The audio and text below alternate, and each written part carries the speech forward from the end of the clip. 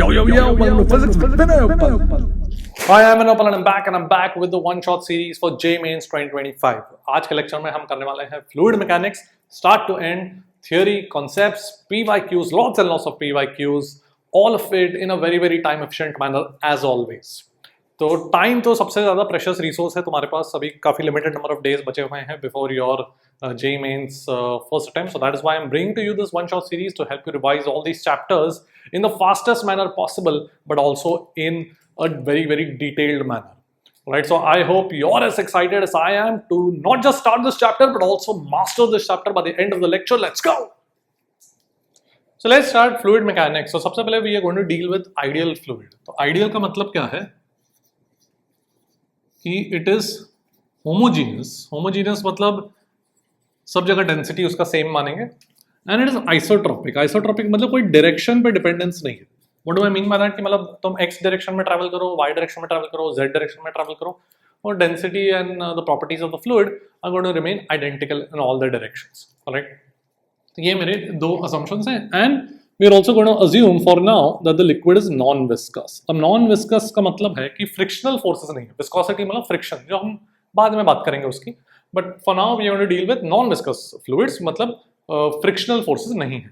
What that means is कि अगर मैंने fluid में कहीं एक element consider कर लिया, एक छोटा सा element जिसका area dA है, नहीं मैंने बड़ा बनाया but it's an infinitesimal element.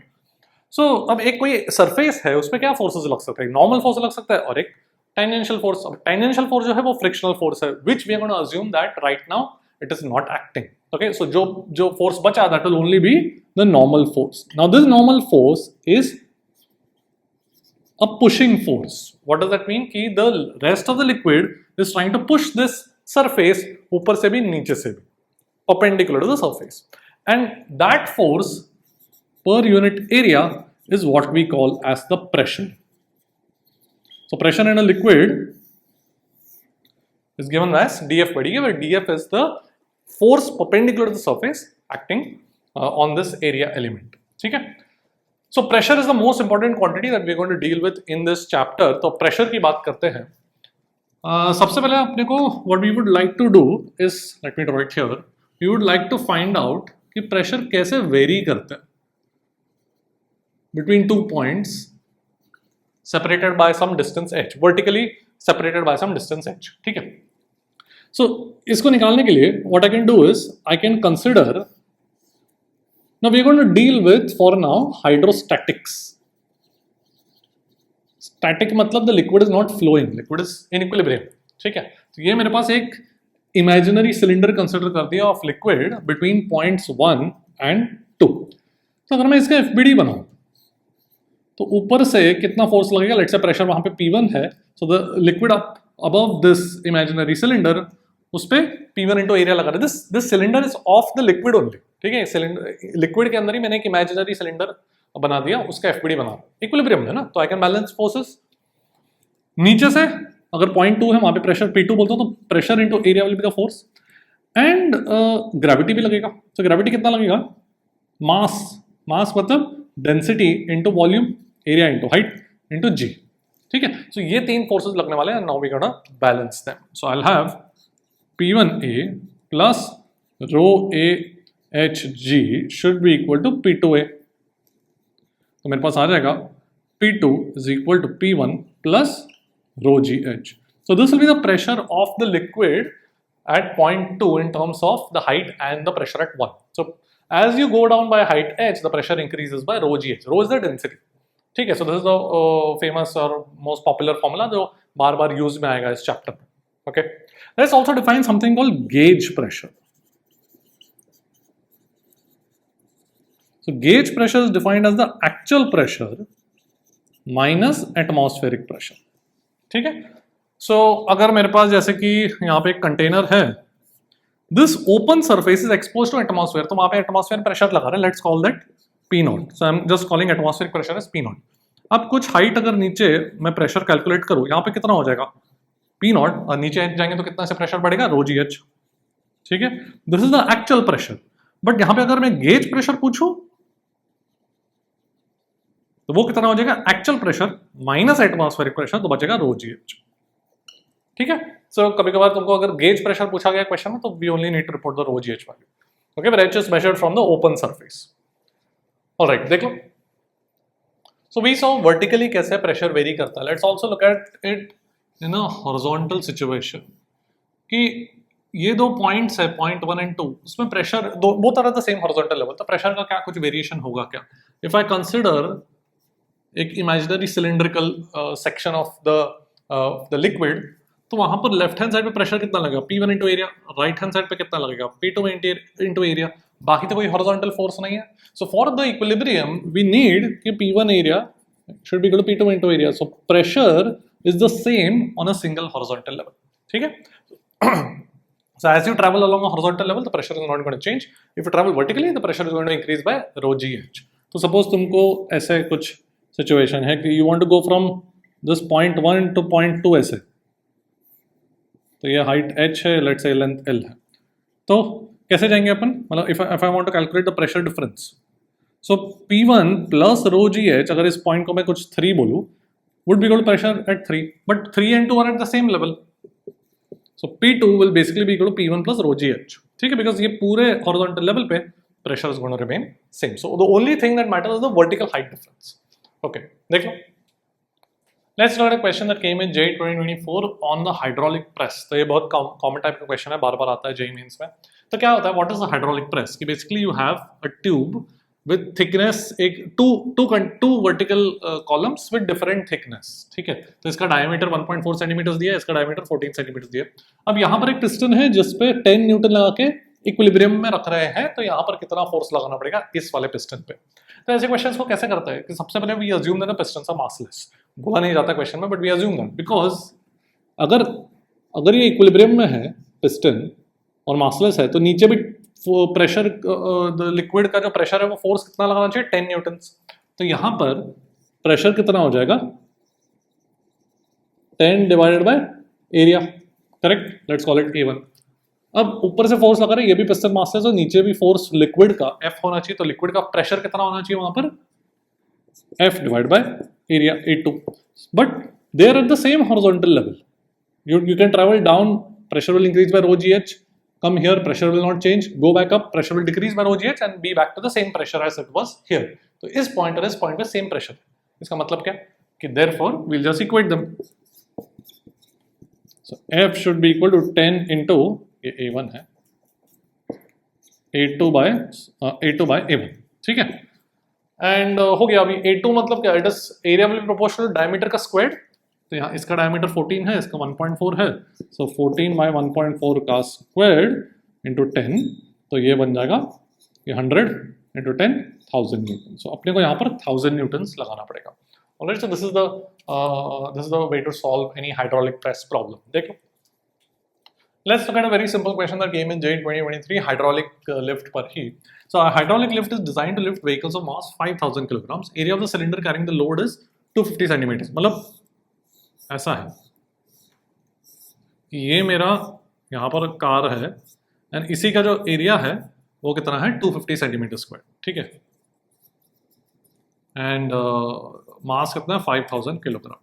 तो बोला कि स्मॉलर पिस्टन में प्रेशर कितना होना चाहिए? सो प्रेशर तो सेम होता है दोनों सेम हॉरिजॉन्टल लेवल पर, राइट। सो बेसिकली जो प्रेशर यहाँ पर है वही प्रेशर यहाँ पर है, तो कितना प्रेशर हो जाएगा? तो force 5000 kilograms into mg divide by area. अब एरिया 250 सेंटीमीटर स्क्वायर्ड है, तो 250 into 10 power minus 4, because 1 centimetre squared is 10 power minus 4 metre squared, correct. So तो ये पूरा SI यूनिट्स में कर दिया। SI unit of pressure is pascal, जो PA से अपन रिप्रेजेंट करेंगे उसको, ठीक है। तो देखो यार, ये कितना हो जाएगा? दिस ये 10 10 कट गया, 25 would become 20 into 10 is 200, 200 into 10 power 4, so 2 into 10 power 6 pascals. इतना अपने को यहाँ पर प्रेशर लगाना पड़ेगा, ठीक है, और यहाँ पर ऊपर से प्रेशर अपने को लगाना पड़ेगा। देख लो, let's look at a question that came in JEE 2023। तो मेरे पास एक एयर बबल है which rises to the surface. Initial volume उसका 1 centimeter cube है at the bottom of a lake and it rises to the surface which is 40 meters atmospheric pressure दिया हुआ है 10⁵ pascals, volume, find the volume of the air bubble when it reaches the surface. ठीक है, तो यहाँ पे कुछ surface tension के बारे में नहीं दिया है, आइडियली सरफेस टेंशन भी देना चाहिए बट नहीं दिया है क्वेश्चन में, so we are going to neglect it. Okay, so what is surface tension वगैरह we don't have to concern ourselves with that, क्योंकि कुछ बोला ही नहीं गया क्वेश्चन में। ओके, सो यहाँ पे टेम्परेचर कांस्टेंट बोला हुआ है, so इसका मतलब this is a question that is combining the concept of KTG and fluid mechanics. So we have to say कि the volume of the air inside is going to expand because the pressure will decrease, because isothermal process में PV is a constant. So initial PV should be equal to final PV. I'm using I for initial, F for final.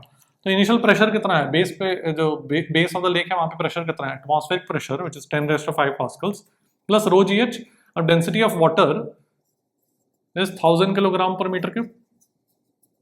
So 1000 into G into H. This is the initial pressure into volume which is 1 centimeter cube.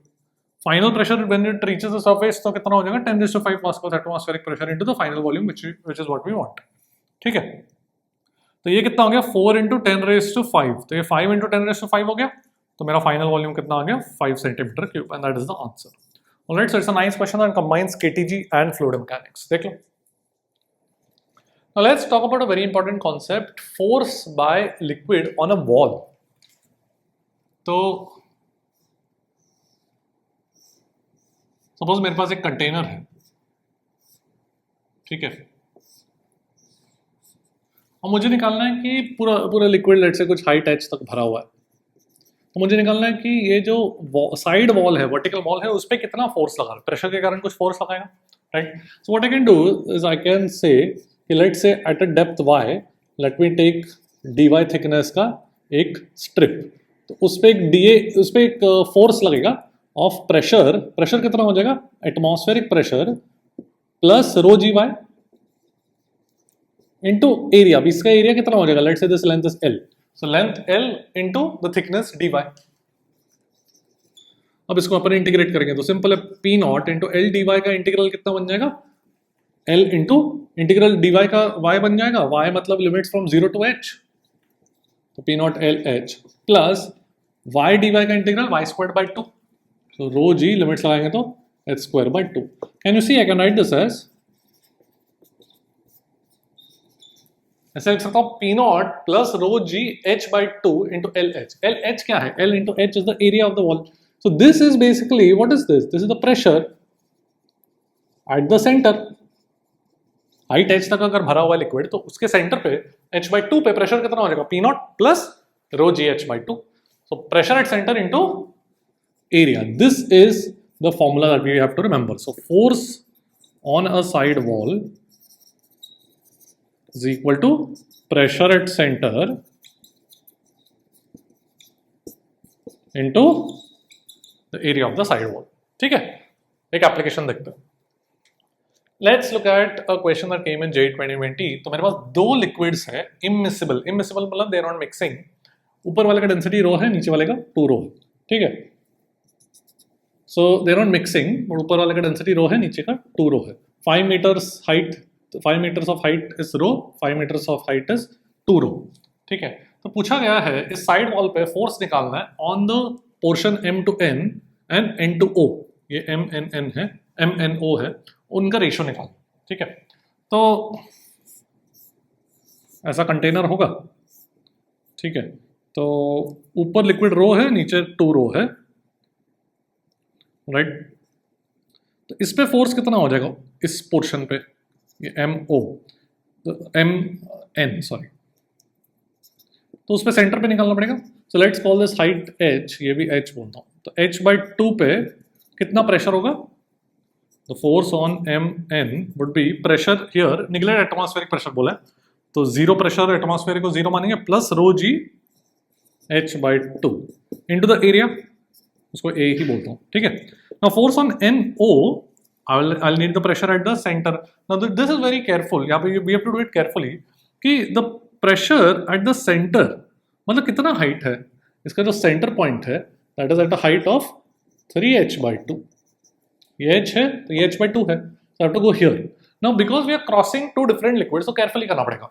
First I will go from this point which is atmospheric pressure is negligible, फिर नीचे आऊंगा distance h, तो ये point पे pressure निकलेगा, वो कितना निकल जाएगा, rho g h, and then I will travel in liquid of density 2 rho, और उसका हाइट कितना ट्रेवल करूंगा, h by 2, so plus 2 rho g h by 2. This is the pressure at the center of the lower surface. Okay, so when you're crossing the liquids, तुम जैसे जैसे cross करते हो वैसे ऐड करना है, मतलब रो लिक्विड का h डिस्टेंस क्रॉस किया तो रो जी एच ऐड करो, फिर 2 रो का h by 2 क्रॉस किया, नीचे गए तो 2 rho into g into h by 2. ठीक है, तो ये बन जाएगा 2 rho g h into area. तो अभी रेशियो अपने को निकालना है, so this will become 1:4. Alright, okay, देख लो. Let's look at now the force. जो लिक्विड का प्रेशर है वो फोर्स अप्लाई करता है, we already seen it on the side wall, but what if we place a solid inside the liquid, तो कितना फोर्स अप्लाई करेगा. So let's take a look. तो सपोज मेरे पास एक सॉलिड ऐसे क्यूबॉइड है, ठीक है, एंड क्यूबॉइड है, जो भी क्रॉस सेक्शनल एरिया लेना है, सिलेंडर भी मान सकते हो, चलेगा. सो लेट्स से कि कुछ small h height is immersed of the solid. It may be in the process of sinking, it may continue floating, doesn't matter. At this instant, जिस instant में मैंने diagram draw किया है, h height of the solid is inside the liquid. ठीक है, and पूरे height को कुछ अपन L बोल देते हैं, चलेगा. Alright, तो यहाँ पर let's calculate the force on the solid. तो solid पे ऊपर से कितना फोर्स लग रहा है, एटमॉस्फेरिक प्रेशर इनटू एरिया. ऊपर एटमॉस्फेरिक प्रेशर को मैंने पी नॉट बोल दिया, ठीक है. एंड यहाँ पर कितना प्रेशर होगा, सो यहाँ पर एटमॉस्फेरिक प्रेशर है, pressure of atmosphere same everywhere, but when you go down by height h, तो वहां पर प्रेशर कितना हो जाएगा, P not plus rho g h. यहाँ पर we are neglecting the density of air, नहीं तो फिर एटमॉस्फेयर का भी प्रेशर वेरिएशन होगा हाइट के साथ, बट वो अपन निग्लेक्ट कर रहे हैं. ठीक है, तो यहाँ पर भी एटमॉस्फेयर का प्रेशर पी नॉट है, यहाँ पर भी एटमॉस्फेयर का प्रेशर पी नॉट है. ठीक है, because density of air is negligible compared to the liquid. Okay, तो नीचे कितना फोर्स लगेगा इस प्रेशर के कारण, P not plus rho g h into area. तो नेट फोर्स कितना आ गया, this minus this, P naught एक कट गया, बचेगा rho g h into area. अब ये जो एच इंटू एरिया है, h into area is nothing but the volume, the immersed volume. कितना, एच इंटू एरिया. तो ये बन जाएगा rho V immersed into g. This is called the buoyant force.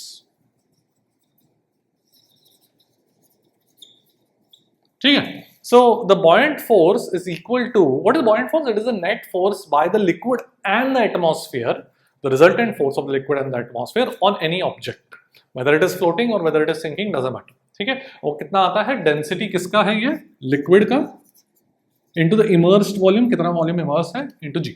Alright, you should be able to realize कि this is also equal to mathematically the weight of the liquid displaced. Liquid displace वाला, जब solid नहीं था और solid अभी डाल दिया मैंने, तो कितना लिक्विड डिस्प्लेस हो गया, इतने वॉल्यूम का लिक्विड. इतना वॉल्यूम कितना है, immersed volume into immersed volume के बराबर है, इनटू डेंसिटी करूंगा मैं ऑफ द लिक्विड, तो it will be the mass of the liquid that got displaced, into g करूंगा तो weight of the liquid that got displaced. Okay, so the buoyant force, the force applied by the liquid is equal to the weight that got displaced by the solid. Alright, तो ये चीज हम याद रखेंगे. ठीक है, एंड ये जो मैंने एक इसके लिए डिराइव किया, but it's valid for any shape size. This buoyant force का formula is valid for any shape size of the solid. ठीक है, देख लो. So let's look at the condition for floating या सिंकिंग. अगर मेरे पास कोई ऑब्जेक्ट है, अगर वो सिंक कर रहा है, सिंक मतलब क्या, कि उसका जो ग्रेविटी है that should be more than the buoyant force. Correct, तो सिंकिंग का कंडीशन वुड बी कि ग्रेविटी, अब gravity of the solid object, solid object का ग्रेविटी को मैं कैसे लिख सकता हूँ, आई can right it the density of solid into the total, पूरा अभी पूरा अंदर चला गया, सिंक हो रहा है, पूरा इमर्स्ड है, तो जो वॉल्यूम ऑफ द सॉलिड है वही इमर्स्ड वॉल्यूम हो गया. ठीक है, तो मैं वॉल्यूम कुछ v बोल रहा हूँ, तो gravity of mg of the solid में ऑब्वियसली पूरा वॉल्यूम में आएगा. बॉयंट फोर्स में आता है इमर्स्ड वॉल्यूम आता है, बट अभी मैंने क्या बोला कि immersed volume is the entire volume of the solid, because वो सिंक हो रहा है. So density of the liquid into the immersed volume, which is equal to the volume of the solid. ठीक है, so this should be greater. The mg must be greater than the buoyant force. So therefore condition क्या है कि density of solid must be greater than density of the liquid. Okay, तो इस तरीके से अपन इसको बोल सकते हैं. वी हैव अज्यूम कि यूनिफॉर्म डेंसिटी है सॉलिड का, और यू कैन से कि this is the average density. Average density मतलब total mass by total volume. Alright, and obviously floating का कंडीशन क्या होगा? फ्लोटिंग का कंडीशन हो जाएगा उल्टा. Okay, density of solid is lesser than the density of the liquid. ठीक है, जस्ट इक्वल टू हुआ तो वो फ्लोट करेगा बट एंटायर इमर्स हो जाएगा, but it won't sink. Alright, now floating के केस में कितना इमर्स होगा वो भी अपन निकाल सकते हैं. So how much volume is immersed? Floating वाला इक्विलिब्रियम. इक्विलिब्रियम मतलब density of solid into volume into g should be balanced by the buoyant force with density of liquid into immersed volume into G. So therefore the immersed volume divided by the total volume, this is the fraction of volume that is immersed. कितना आ गया ये? Density of solid divided by density of liquid. Simple सा formula. All right, देख लो. Let's look at a question that came in JEE 2020. A spherical shell with outer radius R and inner radius R, small r just floats under water. तो ये जो है बहुत ही carefully question को पढ़ना है. जस्ट फ्लोट्स अंडर वाटर, इसका मतलब क्या?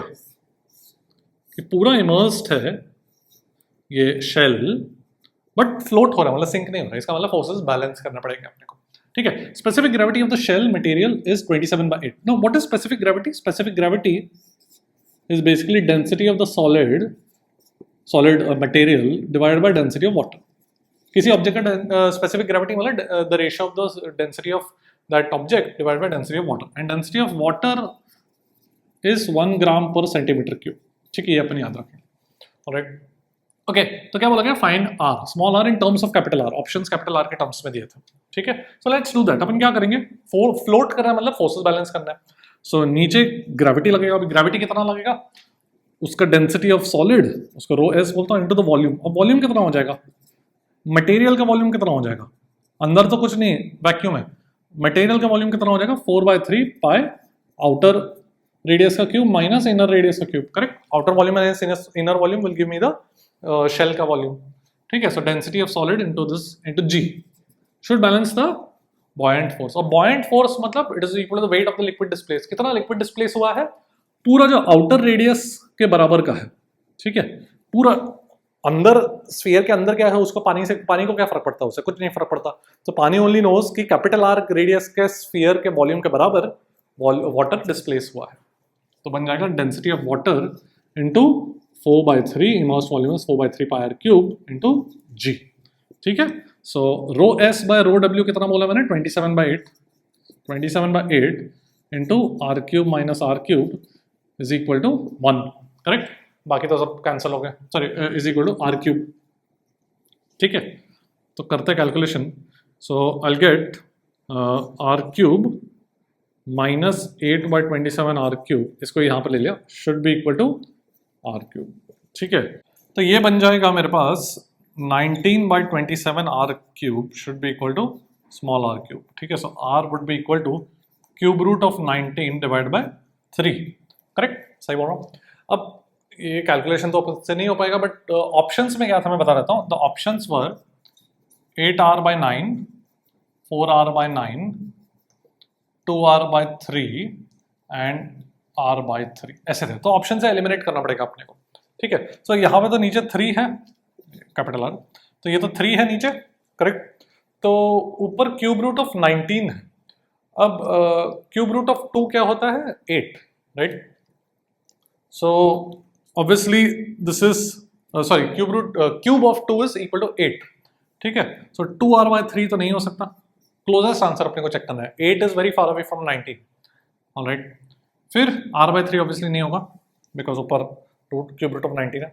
अच्छा, अब मुझे a और b से कंपेयर करना है, a और b में से चेक करना है. So how to do this without actually calculating the cube root? Exam में अपन कैसे करेंगे? तो यहाँ पर इसको अगर मैं 3 से मल्टीप्लाई करूँ नीचे, बिकॉज डिनोमिनेटर में 9 है, मेरे पास आ जाएगा 3 times cube root of 19 divide by 9. Correct, अब कंपेयर करते हैं numerators. Alright, now cube root of 19 is obviously greater than 2. Right, because 2 का क्यूब क्या है? 2 का क्यूब क्या है? It is 8. So cube root of 19 is greater than 2 but it is lesser than 3 because 3 का cube is 27. So this term is greater than 2, so this term is greater than 6 but this is lesser than 9. 3 into 3 एक ही option बचता है 8. ठीक है, तो इस तरीके से थोड़ा सा एग्जाम में थोड़ा सा मुश्किल है, मतलब मुश्किल इन द सेंस कि तुमको थोड़ा सा you have to be a little clever in order to do this kind of option selection. देख लो, Let's look at a nice question from JEE 2020. तो मेरे पास एक एयर बबल है. Air bubble of radius 1 cm has an upward acceleration 9.8 cm per second squared upwards. Density of water is 1 gram per centimeter cube. Neglect viscosity बोला गया. G का value दिया हुआ है. Mass of bubble पूछा गया. तो let's take a look at कैसे FBD बनाएंगे अपन. एयर बबल है, ऊपर एक्सेलरेट कर रहा था. एक तो बॉयंट फोर्स लगेगा और नीचे mg लगेगा. करेक्ट. तो बॉयंट फोर्स कितना हो जाएगा? Density of water into 4/3 pi r cube g. Correct. और नीचे लेट्स से mg. ठीक है, mg लग रहा है, should be equal to ma. Right. तो मास का वैल्यू अपने को निकालना ना, divide by g plus a. Simple. ठीक है, तो अभी अपने को बस ऑप्शंस में से एस्टिमेट करना है क्विकली. तो डेंसिटी ऑफ वाटर कितना, सब SI यूनिट्स में कन्वर्ट करता हूँ. 1 ग्राम पर सेंटीमीटर क्यूब मतलब 10⁻³ किलोग्राम पर मीटर क्यूब. रेडियस 1 सेंटीमीटर, सो 10⁻⁻6 मीटर क्यूब. जी का वैल्यू 9.8 दिया हुआ है, divided by this is 9.8 plus acceleration 9.8 centimetre पर सेकेंड स्क्वायर. सो मतलब that will be like 9.8 into will be 0.098. ठीक है, देखो सही लिख रहा हूँ. 9.8 सेंटीमीटर पर सेकेंड स्क्वायर मतलब दैट विल बी 0.098 मीटर्स पर सेकेंड स्क्वायर. ऑलराइट, अब अपने को टेक्निकली पूरा कैलकुलेशन करने की जरूरत भी नहीं है. सो ये तो सबसे पहले तो ये 9.8 9.81 बन जाएगा एंड दिस विल बिकम 0.01. ठीक है, 9.8 से डिवाइड कर दिया. फिर this is 10⁻³ so 4/3 into pi को 3.14 इंटू 10⁻³ डिवाइडेड बाय 1.01. ठीक है, तो एस्टिमेट करना है अपने को. सो this will be like 1.05 approximately. ठीक है, 4 into 1.05 will be like 4.2 divided by 1.01. So approximately close to 4.2. And ये 10⁻³ किलोग्राम से, मतलब ये ग्राम्स बन गया. So approximately close to 4.2 ग्राम. सबसे closest answer is this. ठीक है, तो एग्जाम में इस तरीके से अपने को थोड़ा सा क्विक कैलकुलेशन करके ऑप्शन से चेक करना पड़ेगा. ठीक है, let's look at a question from JEE 2024. तो मेरे पास एक कंटेनर है जिसमें केरोसिन है, वाटर है. केरोसिन का स्पेसिफिक ग्रेविटी 0.8 दिया हुआ है एंड दिस इज आइस. ठीक है, तो आइस फ्लोट हो रहा है, मतलब इक्विलिब्रियम में है. Find the ratio of the volume of ice in water to that in kerosene. Okay, so यहाँ पर what we will do is we will say in equilibrium that the gravity force of the ice should be equal to the buoyant force. Now buoyant force क्या होता है? Weight of the liquid displaced. अब यहाँ पे दो liquids है जो displace हो रहे हैं. ठीक है, तो थोड़ा पोर्शन आइस केरोसिन का डिस्प्लेस हो रहा है, थोड़ा पोर्शन वाटर का. सो लेट्स से कि इतना पोर्शन केरोसिन में है, let's call that V1, and इतना पोर्शन वाटर में है, आइस का. ठीक है, ऊपर केरोसिन है, नीचे वाटर है. ठीक है, सो V1 volume is in ice, V1 volume is in kerosene, V2 volume is in water. Alright, so let's now balance.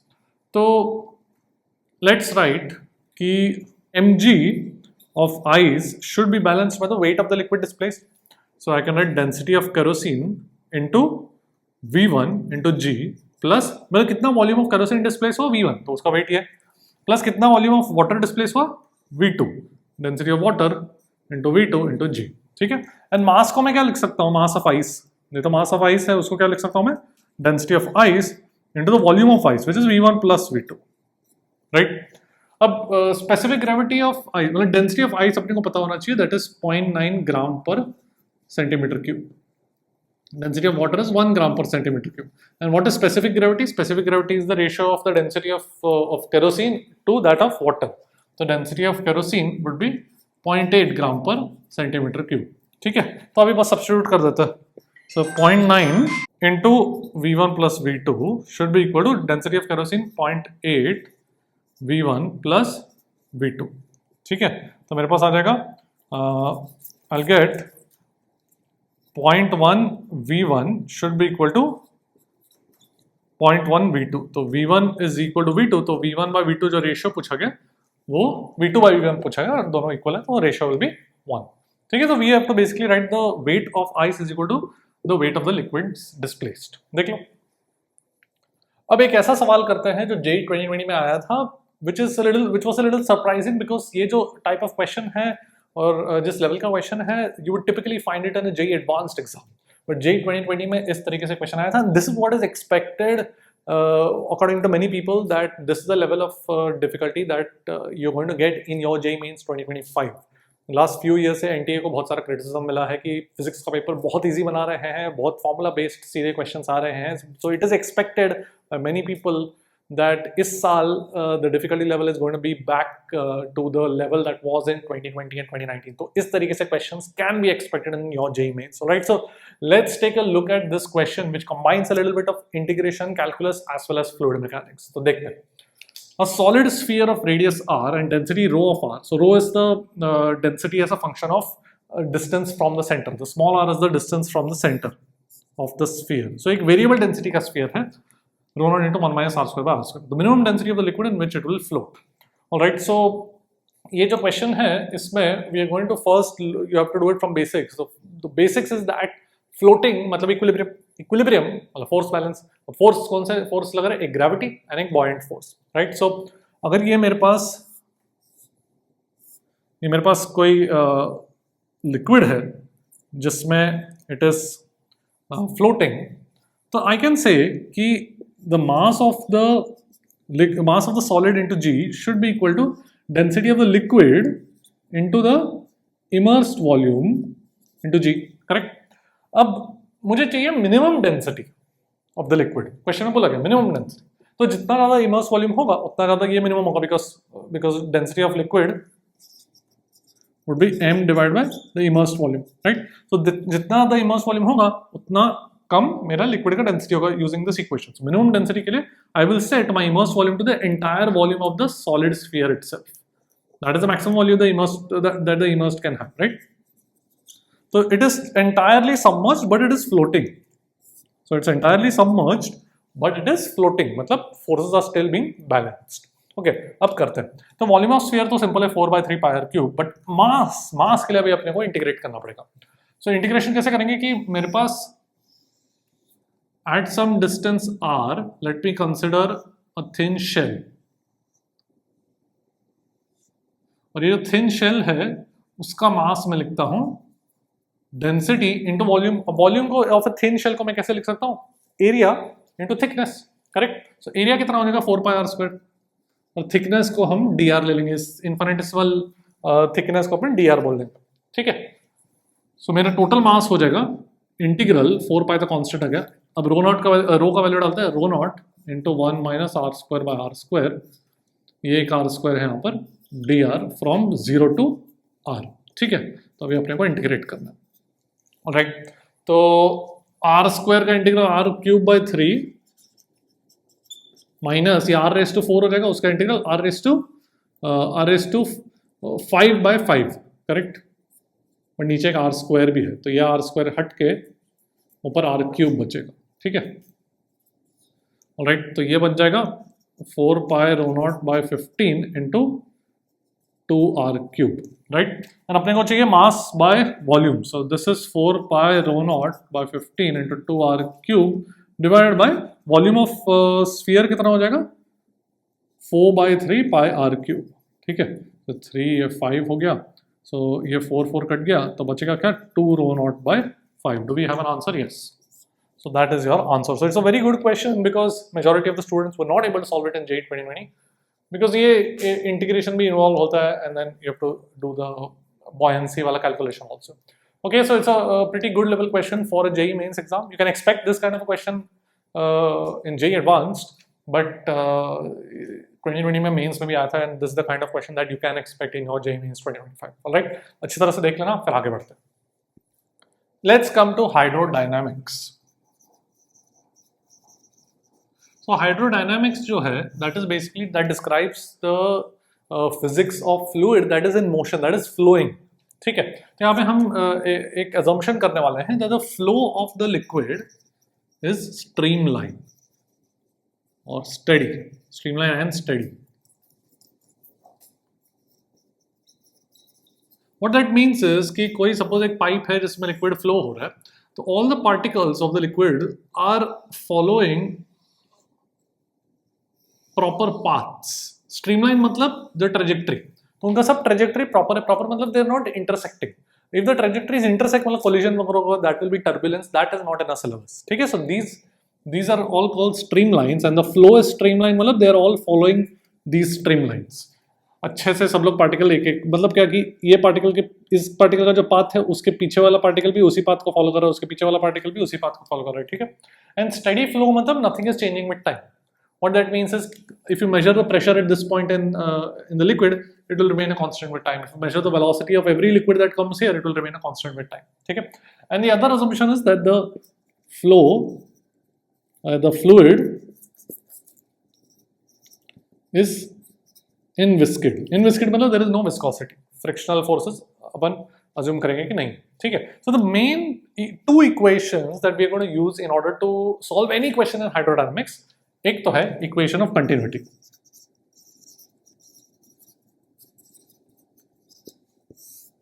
तो इक्वेशन ऑफ कंटिन्यूटी क्या बोलता है कि सपोज मेरे पास एक पाइप है, ठीक है, एंड लेट्स से कि इसका एरिया A1 है, इसका एरिया A2 है। लेट्स से वेलोसिटी V1 से लिक्विड एंटर करता है, वेलोसिटी V2 से लिक्विड एग्जिट करता है। Let's calculate the volume entering पर यूनिट टाइम। तो यूनिट टाइम में लिक्विड अंदर कितना जाएगा, V1 dt, dt टाइम में कितना जाएगा V1 dt। तो कितना वॉल्यूम एंटर किया, area into the distance, so area into length, इतना वॉल्यूम एंटर किया पर यूनिट टाइम। तो अगर मैं टाइम से डिवाइड करूं, this will give me what is known as the volume flow rate. उसको कभी कभार Q से भी रिप्रेजेंट करते हैं। So Q is equal to area into velocity, ठीक है। A1 V1 आ गया।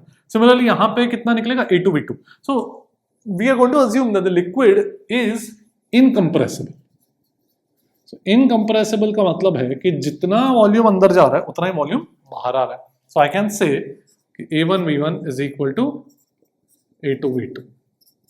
These are both the flow rates. Flow rate of entering and flow rate of exiting. ठीक है, area into velocity. Area मतलब cross sectional area. All right. तो ये मेरा equation of continuity होगा, which will be very useful. We will see. And the other equation is called the Bernoulli's equation.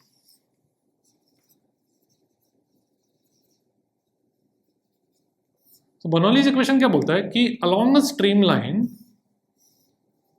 वही streamline consider करो, ये point 1 बोलता हूँ, पॉइंट 2 बोलता हूँ, the energy is conserve, there is no viscous forces, right. So energy has to be conserve. अभी यहाँ पे एनर्जी क्या क्या होगा, एक तो है ग्रेविटेशनल एनर्जी, एक काइनेटिक एनर्जी एंड एक pressure energy. Basically pressure can do some work, right. Now pressure कितना वर्क करता है, PdV। We know that kinetic theory of gases अपन को पता है प्रेशर कितना वर्क करता है, PdV। So what we're going to write? We're going to write कि energy per unit volume is a constant when the liquid flows from point 1 to point 2. This is a section of a pipe, ठीक है। मतलब पूरा एक water, वो ये liquid कुछ flow करे जा रहा है, enters this section at 1, exits it at 2, है ना, आगे भी फ्लो करे जा रहा है। तो I'm just analyzing the section here, ठीक है। तो मेरे पास एक स्ट्रीमलाइन है that goes from 1 to 2, and I'm going to write the pressure energy. So pressure का जो energy है per unit volume, that would be PdV divided by dV. dV is a volume, तो कितना हो जाएगा, P ही हो जाएगा, right? So pressure is itself the pressure energy per unit volume. Basically it's the work done by the pressure per unit volume, ठीक है। Gravitational energy per unit volume would be, एक dV volume का मास कितना होता है, dm. So dmgh is the gravitational potential energy per unit volume. मास पर unit volume is density, तो वो बन जाएगा ρgh। एंड काइनेटिक एनर्जी पर यूनिट वॉल्यूम कितना हो जाएगा, हाफ, एक डीएम मास का काइनेटिक एनर्जी कितना हो जाएगा, half dm v square, v वाला velocity divided by the volume, mass पर unit volume again density. this इनका sum is the total energy of the liquid per unit volume. So we are going to equate that at 1 and 2, because as the liquid flows there should be no energy loss overall because कुछ frictional forces नहीं, ठीक है। So I can say total energy कितना बनेगा, P plus rho g h plus half rho v square पर unit volume. तो this is the total energy पर unit volume. At point 1 P1 H1 V1, ये मेरा H1 है, ये मेरा H2। H1 H2 कहीं कोई भी रेफरेंस लाइन से मेजर करो, should be equal to the energy है P2 plus rho g H2 plus half rho V2 square. This is my Bernoulli's equation. Basically जो सम है P plus rho g plus half rho V square, we're going to equate that at point 1 and 2. So दो equation मेरे पास, this and this, and we're going to see how these two equations are the only ones we need to solve any equation in hydrodynamics. देख लो। Let's look at the most common application of Bernoulli's equation and equation of continuity. तो velocity of efflux की बात करते हैं। तो suppose मेरे पास एक कंटेनर है, ठीक है, तो कंटेनर उसमें एक स्मॉल होल बना दिया गया है। Let's say इस कंटेनर का क्रॉस सेक्शनल एरिया A1 है और स्मॉल होल का क्रॉस सेक्शनल एरिया A2 है। Okay, so liquid is going to flow out through this hole. Let's consider one streamline. यहाँ से टॉप सरफेस से ऐसे जाता है, ठीक है। सो लेट्स से कि वेलोसिटी यहाँ पर कुछ V2 है, निकल रहा है, और यहाँ पे लिक्विड का सरफेस का वेलोसिटी V1 है। So what we gonna do is we gonna apply the continuity equation here and at this point, and we gonna apply Bernoulli's equation. मुझे चाहिए V2, that is called the velocity of efflux. मतलब वो छोटे से whole से कितने velocity से निकल रहा है, that is called the velocity of efflux, ठीक है। सो ये वी आर गोना अज्यूम कि ये पूरा ऐसा सरफेस के जो सरफेस पे जो लिक्विड है वो सबका वेलोसिटी कितना है, पूरा सरफेस नीचे V1 से आ रहा है, ऑलराइट। तो एक इक्वेशन ऑफ कंटिन्यूटी हो जाएगा A1 V1 is equal to E2 V2, correct. And I can write Bernoulli's equation here. Now this is open to the atmosphere, तो वहां पे कुछ प्रेशर P0 बोलता हूं।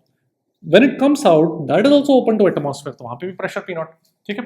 Then we have to choose a reference line to write the gravitational potential energy। तो मैं base पर ही potential energy 0 choose कर लेता हूँ। So let's say height कुछ h है, so यहाँ पर I will write pressure P0 plus क्या लिखना है next term, rho g h plus half rho V1 square, ठीक है, should be equal to, remember we have to equate P plus rho g h plus half rho v square at the 2 points on the streamline। तो एक यहाँ पर और एक यहाँ पर। अब यहाँ पे प्रेशर कितना है P0, हाइट कितना है 0, एंड वेलोसिटी बस लिखना पड़ेगा मुझे हाफ रो V2 स्क्वायर, ठीक है। अब what happens is, what you can do is you can substitute V1 from here in terms of V2 and then you can calculate V2। But ऐसे questions में we are going to make an approximation कि ये whole बहुत छोटा है, so A2 is much lesser than A1, and therefore this equation tells me that V2 is much greater than V1। So we can neglect this term in comparison to this, ठीक है। ये हमने neglect कर दिया, P0 cancel हो गया, तो देखो मेरे पास V2 का वैल्यू आ जाएगा √2gh। This is called the velocity of efflux, the velocity with which the liquid is coming out। Okay, तो ये अपन याद रखेंगे, ठीक है।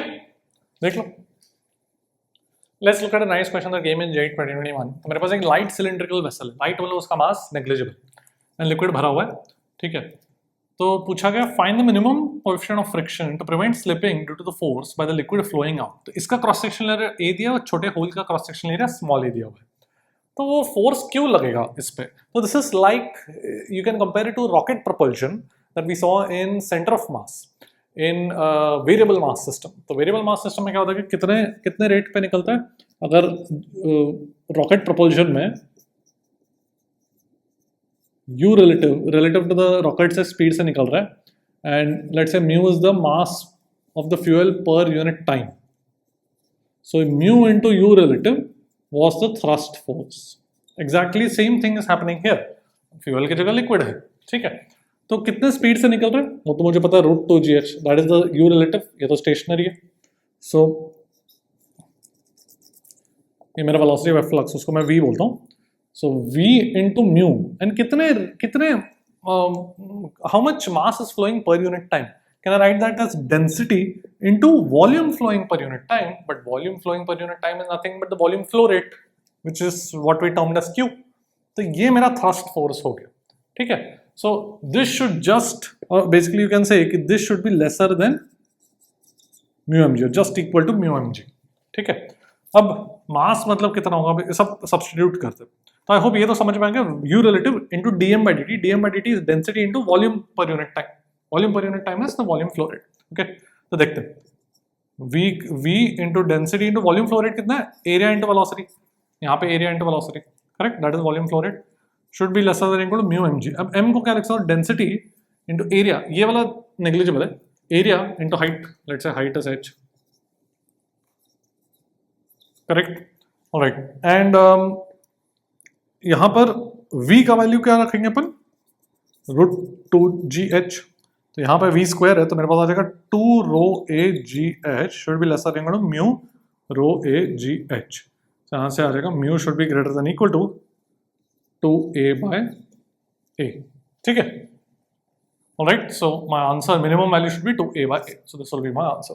Okay, so it's a very nice question, combines a variable mass system जो centre of mass में पढ़ते हैं एज विद हाइड्रोडायनामिक्स. देख लो, let's look at a question, very nice question that came in JEE 2021. मेरे पास एक कंटेनर है, तो ये वाटर है एंड उसके ऊपर एक पिस्टन और एक लोड रखा हुआ है 24 kg. पिस्टन का मास नहीं दिया तो अपन नेग्लिजिबल मान लेंगे और वी अज्यूम कि पूरे लोड प्लस पिस्टन का मास 24 kg है, ठीक है. तो अब वेलोसिटी ऑफ फ्लक्स पूछा गया है. ऑलराइट, सो यहाँ पर what we'll have to do is we'll have to carefully write the Bernoulli's equation from the top point of the water to the point that is exiting. तो यहाँ पर अभी pressure atmospheric pressure के बराबर नहीं होगा, कितना प्रेशर होगा वो अपने को कैलकुलेट करना पड़ेगा, ठीक है. सो लेट्स से कि यहाँ पे वेलोसिटी कुछ v1 है और वेलोसिटी ऑफ फ्लक्स v है, यहाँ पे प्रेशर कुछ p1 बोलता हूँ, so p1 plus half rho v1 square plus rho gh should be equal to, यहाँ पर pressure is atmospheric pressure plus half rho v square, height तो जीरो यहाँ पर, ठीक है. अब एज ऑलवेज ये होल छोटा है, इसका एरिया छोटा है कंपेयर टू दिस, ये 0.4 मीटर स्क्वायर, ठीक है. So we are going to neglect the velocity v1 compare to the velocity of flux, तो ये चीज हम निगलेक्ट कर देंगे. ऑलराइट, अब p1 को मैं कैसे लिखूं, p1 को मैं लिख सकता हूं, see if I consider the FBD of this load plus piston, तो एक 240 न्यूटन नीचे लग रहा है, ऊपर से इस पूरे इस पर कितना लग रहा है, P0 इंटू एरिया कितना दिया 0.4, ठीक है, एटमॉस्फेरिक प्रेशर इंटू एरिया, और नीचे से कितना लग रहा है P1 into area. Alright, remember the see atmosphere is acting on this portion and this portion, तो टोटल 0.4 ही बन गया, मतलब पूरा जो cross sectional area of the container है उतने पे ऊपर से एटमॉस्फेरिक प्रेशर लग रहा है. तो अभी इस पे फोर्स बैलेंस करते हैं, तो कितना हो जाएगा P1 into 0.4 should be equal to P0 into 0.4 plus 240 Newton. Okay, one doubt that may arise in mind is upon force balance क्यों कर रहे हैं, बिकॉज ये तो नीचे आता होगा, कुछ एक्सेलरेशन हो सकता है, पर वो सब अपन निगलेक्ट करते हैं, नेग्लिजिबल एक्सेलरेशन मानेंगे इसका, तो इसलिए अपन बैलेंस करेंगे फोर्सेस, ठीक है. ओके, सो यहाँ पर P1 का वैल्यू देखो कितना आ जाएगा, P0 प्लस 240 बाय 0.4, मतलब P0 plus 600 Newton, okay, 600 pascal, sorry. Alright, ठीक है, तो यहाँ पर P1 would be P0 plus 600 plus rho GH. अब rho density of water is 1000 into 10 into height is 0.4 meters, and should be equal to half rho into v square, ठीक है. और P0 cut गया ना, प्लस P0 भी है यहाँ पर, तो P0 कट जाएगा. ओके, तो देखो ये कितना बन जाएगा, this will become 600 plus, let me just divide by 1000, तो ये 0.6 बन जाएगा, करेक्ट. तो ये 10 into 0.4 is 4, 4 into 0.6, 4, this is 4.6, 2 multiply करता हूँ, should be equal to v square, so v square should be equal to 9.2, तो v is root 9.2, nearest integer पे it is the value is 3 metre per second, ठीक है. Alright, तो इस तरीके से इस क्वेश्चन को करना. तो it's a nice question where we had to first calculate the pressure at the top of the water surface and then apply Bernoulli's equation. देख लो, let's look at a nice question from JEE 2020. मेरे पास एक ऐसा liquid flow कर रहा है in this horizontal tube with varying cross sectional area. तो A पर cross section है 40 cm square, B पर है 20 cm square. The pressure difference between A and B is 700 newtons per meter. per meter squared. Find the flow rate of the liquid flowing. ठीक है, और options दिए गए थे. ओके, तो यहाँ पर एज ऑलवेज हाइड्रोडायनामिक्स में दो ही इक्वेशन है अपने पास, equation of continuity and Bernoulli's equation. तो लगाते हैं. सो इस यहाँ पे क्रॉस सेक्शन एरिया कितना है 40 into velocity at A should be equal to 20 area at B into velocity at B. Velocity at B is twice of velocity at A. ठीक है, और दूसरा कौन सा equation, Bernoulli's equation. Now this is on the same horizontal level, so I can just say कि वहीं पे height दोनों का सेम है, तो रो जी एच कैंसिल हो जाएगा दोनों तरफ. ठीक है, तो बचेगा pressure at A plus half rho V A square should be equal to pressure at B, ये वाटर दिया हुआ है. ठीक है, pressure at B plus half rho V B square. ठीक है, अब वी बी को मैं 2va लिख लेता हूं, तो ये बन जाएगा 4va square.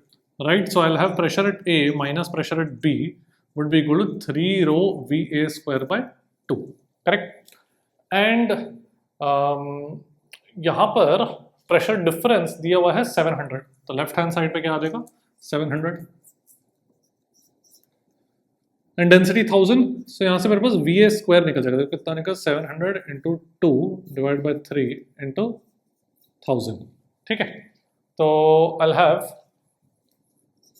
va would be equal to, this will be equal to 14 by 30, मतलब I can just write it as 7 by 15 square root. Alright, और मुझे चाहिए क्या, let's just look at what I want. I want the flow rate. So जो flow rate है मेरे पास, that would be equal to cross sectional area into the velocity, area into velocity. कोई भी दोनों पॉइंट्स पर सेम ही है. ठीक है, तो मेरे पास वेलोसिटी एट ए आ चुका है, तो I'll just use this 40 into VA as my flow rate. ठीक है, तो I'll have 40 सेंटीमीटर स्क्वायर्ड, और पूछा गया actually centimetre cube per second में पूछा गया, तो वही कर लेते हैं 40 centimetre square into velocity, this is metre per second, so ये बन जाएगा 100 सेंटीमीटर पर सेकंड. 100, करेक्ट. ठीक है, तो let's look at the closest answer. अभी इसको ये मेरे पास बन जाएगा 4000 इंटू रूट 7 बाय 15. ठीक है, अब root 7 by 15 is approximately root 7 by 14 बोल दूं, so approximately 1 by root 2. Correct, so मेरे पास ये आ जाएगा अप्रॉक्सीमेटली, जस्ट एस्टिमेट करना है अपने को ऑप्शन से. So 4000 into root 2 divide by 2, तो 2000 इंटू रूट 2. करेक्ट, तो 2000 into root 2, 2000 into root 2 is 1.4, so this is around 2800 centimetre cube per second. तो उससे क्लोजेस्ट आंसर ये है. ऑलराइट, तो इस तरीके से अपन सॉल्व करेंगे. देख लो, अब इसी JEE 2020 क्वेश्चन के बारे में थोड़ा सा मुझे और बात करना है. This setup where we found out the flow rate is actually practical setup known as a venturimeter. तुमको बस पता होना चाहिए. And it is used to find flow rates, जिस तरीके से हमने निकाला. तो ये जो प्रेशर डिफरेंस है उसको प्रैक्टिकली कैसे मेजर करते हैं, कि ये जो मेरे पास वेंचुरीमीटर है उसमें you can just make some vertical tubes here. ठीक है, तो आई कैन से यहाँ पे एटमॉस्फेरिक प्रेशर है, मतलब लिक्विड ऊपर भी थोड़ा सेटल हो जाएगा. यहाँ पे पूरा लिक्विड है, liquid is only flowing horizontally, but to maintain the pressure at A and B, there will be some liquid that will rise in the vertical tubes that we've attached here. ठीक है, so question में they can give you the heights also. They can give you the heights or the height difference दे सकते हैं relative to this level, relative to the level where A and B are. Let's say कि this is height HA and this is height HB. तो ये जो pressure difference है इस question में तो डायरेक्ट वैल्यू दिया गया था, but they can also give you indirectly by giving you the height. तो मैं कैसे लिख सकता हूँ, pressure at A should be equal to P naught plus rho g H A. I can write this is hydrostatic equation, but I can write it because vertical direction में कोई flow नहीं है, so vertical direction में it's hydrostatics. ठीक है, and pressure at B would be P naught plus rho g H B, and therefore the pressure difference would be. So question में instead of this they could have also given you the height difference with this diagram. ठीक है, तो I just wanted to show you modification that can come. The system is known as venturimeter which is used to measure the flow rate of liquid, जिस तरीके से हमने एक example इस particular example में कैलकुलेट किया. देख लो. Let's look at a question that came in JEE 2024. इस तरीके से क्वेश्चन बहुत बार आता है JEE मेंस में, रिपीटेडली पूछा जाता है. So let's do this properly and understand this type of question. मेरे पास क्या है, plane is in flight at constant horizontal velocity, each wing has an area of 40 metre square. ठीक है, सो मेरे पास आई हैव अ प्लेन, एक wing ऐसे है और एक विंग ऐसे है. ठीक है, so each is 40 meter squared. ठीक है, each wing. Alright. The speed of the air under the lower wing surfaces, so wing के नीचे 180 kph है, wing के ऊपर 252 kph है. Alright. दोनों wings के ऊपर 252 kph है और wing के नीचे 180 kph. ठीक है, तो मास ऑफ द प्लेन कितना, डेंसिटी ऑफ एयर कर दिया हुआ. सो ऐसे क्वेश्चन में what we are supposed to do is, अगर मैं यहाँ पे डायग्राम बनाऊं,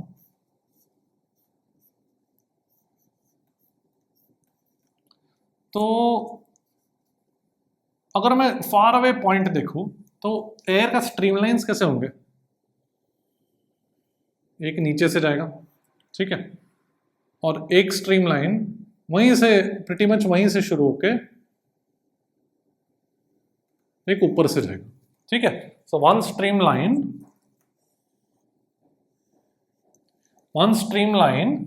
is going above the wing, sorry, and the other is going below the wing. All right, so they are both starting from a very far away point. ऐसा अपन assume करते हैं.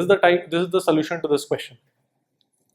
So when I write Bernoulli, I have to write it at 2 points on the same streamline. I cannot directly equate this and this. यहाँ ये दोनों streamline में direct नहीं equate कर सकता हूँ. But what I will do is let's call this point 1 and let's call the point 2 below the wing. जो मैं नहीं बता पा रहा हूँ, but let's call the point 2 which is right below the wing. ठीक है. And let's call this point 3.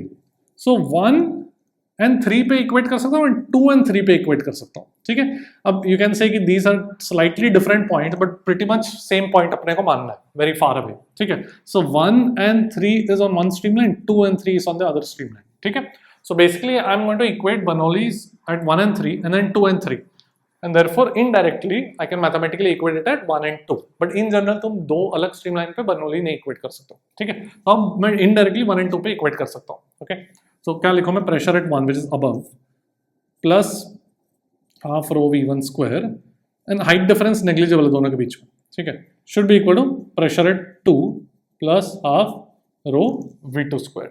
ठीक है, सो V2 का वैल्यू कितना है, नीचे वाले के पास 180 है और ऊपर वाले के पास 252 है. सो मेरे पास P2 माइनस P1 कितना आ जाएगा, that would be half rho 252 minus 180, 252 square sorry minus 180 square. And this is in kilometres per hour. तो उसको अगर मीटर पर सेकंड पे कन्वर्ट करूँ, 1 किलोमीटर पर आवर इज कितना, 1000 by 3600 metre per second which is basically 5/18. Correct, तो यहाँ पे मेरे को 5/18 का स्क्वायर से मल्टीप्लाई करना पड़ेगा. ठीक है, ऑलराइट. सो एंड डेंसिटी कितना दिया, 1 दिया एयर का. ओके, ठीक है. अब ये जो प्रेशर डिफरेंस आया, दैट हैज टू बैलेंस, उसका force has to balance the weight of the plane. तो प्रेशर डिफरेंस का फोर्स कितना हो जाएगा, नीचे P2 लग रहा है, ऊपर P1 लग रहा है. So P2 minus P1 into the area of the wing is, दोनों मिला के 80 metre per second, 80 metre square sorry. This is equal to mg. So mass of the plane will basically be P2 minus P1 into G10 है तो into 8. ठीक है, तो इसको solve करने के लिए 252, यहाँ पे देखो यार, 252 डिवाइडेड बाई इंटू 5/18, ये 5/18 ना, तो कितना हो जाएगा, 18 1 and 4 करेक्ट. तो ये 70 बन जाएगा, तो ये 70 स्क्वायर बन जाएगा. And this will become 180 into 5/18 would become 50 square. So 70 square minus 50 square. So 70 square minus 50 square, ये 2 and 8 4 बन गया. तो 70 स्क्वायर मतलब 4900 माइनस 50 स्क्वायर मतलब 2500। ठीक है, तो चेक कर लो, सही कर रहा हूं मैं? ठीक है, ऑलराइट। सो आई गेट कितना आ जाएगा, दिस विल बिकम 4 इंटू 2400, तो ये बन जाएगा 9600 kilograms. Alright, so that is the way to do this type of a question. तो अच्छे तरह से देख लेना, because this type of question keeps repeating itself in JEE Mains, so it is likely that one of the shifts in JEE Mains 2025 में आएगा. Okay, देख लो. Let's look at a question from JEE 2019. तो बोला गया water emerges vertically down from a tap with speed of 1 meter per second. Cross section of the tap is 10 raised to minus 4 meters squared. Cross section of the stream 0.15 meters below the tap कितना होगा? So ऐसे मेरे पास एक tap है, वहां से water निकल रहा है. So what is happening is free fall करेगा water once it comes out of the tap. तो जितना ज्यादा स्पीड बढ़ेगा उतना क्रॉस सेक्शन एरिया कम होगा. Equation of continuity. सो यहाँ पर इसका वेलोसिटी कुछ v1 बोलता हूँ, एरिया a1 है, एंड 0.15 मीटर बिलो उसका वेलोसिटी कुछ v2 बोलता हूँ, तो एरिया a2 है. So I write a1 v1 should be equal to a2 v2. Correct. So a1 मतलब कितना, 10 raised to minus 4. v1 मतलब 1 meter per second. a2 is what I want here, and v2 को मैं कैसे लिखूं, free fall कर रहे हैं, third equation of motion use कर सकता हूं काइनेमेटिक्स से. तो v2 would be equal to root of v1 square plus 2gh. Right, तो ये कितना बन जाएगा, 2 मीटर पर सेकेंड बन जाएगा. करेक्ट. 20 into 0.15 is 3, एंड तो हो गया मेरा into 2. So a2 would be equal to 5 into 10 raised to minus 5 meter square. All right, देख लो. Let's come to viscosity. तो अब डिस्कस करते हैं the effect of viscosity in a liquid flow. तो सपोज मेरे पास ऐसे लिक्विड फ्लो कर रहा है, ये मेरे पास ग्राउंड है, ऐसे लिक्विड फ्लो कर रहा है, लेट्स से वेलोसिटी v है, लेट्स से इसका हाइट कुछ h है. ठीक है, तो एक लिक्विड लेयर है, थिकनेस h का, विच इज फ्लोइंग.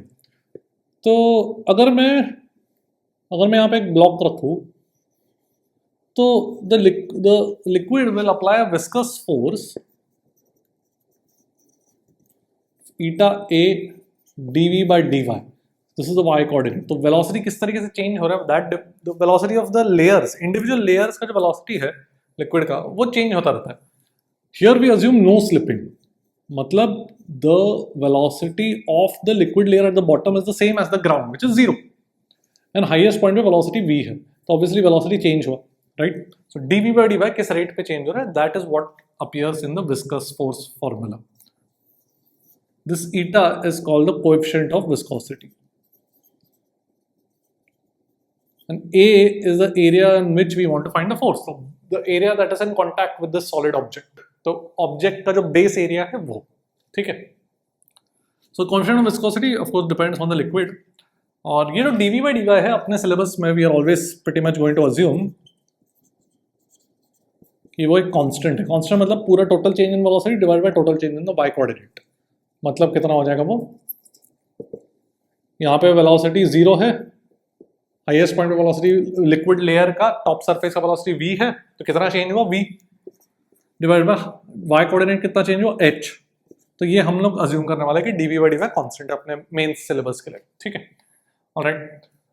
ओके, सो इस ऑब्जेक्ट पे कितना विस्कस फोर्स लगेगा, viscous is like a frictional force. So remember, the object is also traveling with the same velocity as the liquid, as the top surface of the liquid, because like I said, there is no slipping. We have to assume no slipping between liquid layer which is in contact with the solid surface. तो ground पे भी no slipping और इधर भी no slipping, तो object का भी velocity वही है जो टॉप सरफेस का वेलोसिटी है. ठीक है, ये अपने सिलेबस में अजम्पशन. सो वेलोसिटी v से कुछ जा रहा है ऑब्जेक्ट, और उस पर लिक्विड एक विस्कस फोर्स कितना लगेगा, eta into a into v by h. a is the base area of the solid. ठीक है, देख लो. Let's look at a question that came in JEE 2023. तो मेरे पास एक ब्लॉक है of base area 0.2 metre squared and एक 0.1 न्यूटन का हॉरिजॉन्टल फोर्स लग रहा है. There's a thin film of liquid of thickness 0.25 millimetre, उसका coefficient of viscosity 5 into 10 power -3 poiseuille है. ये देखो ये क्या दिया हुआ है, this is the SI unit of viscosity.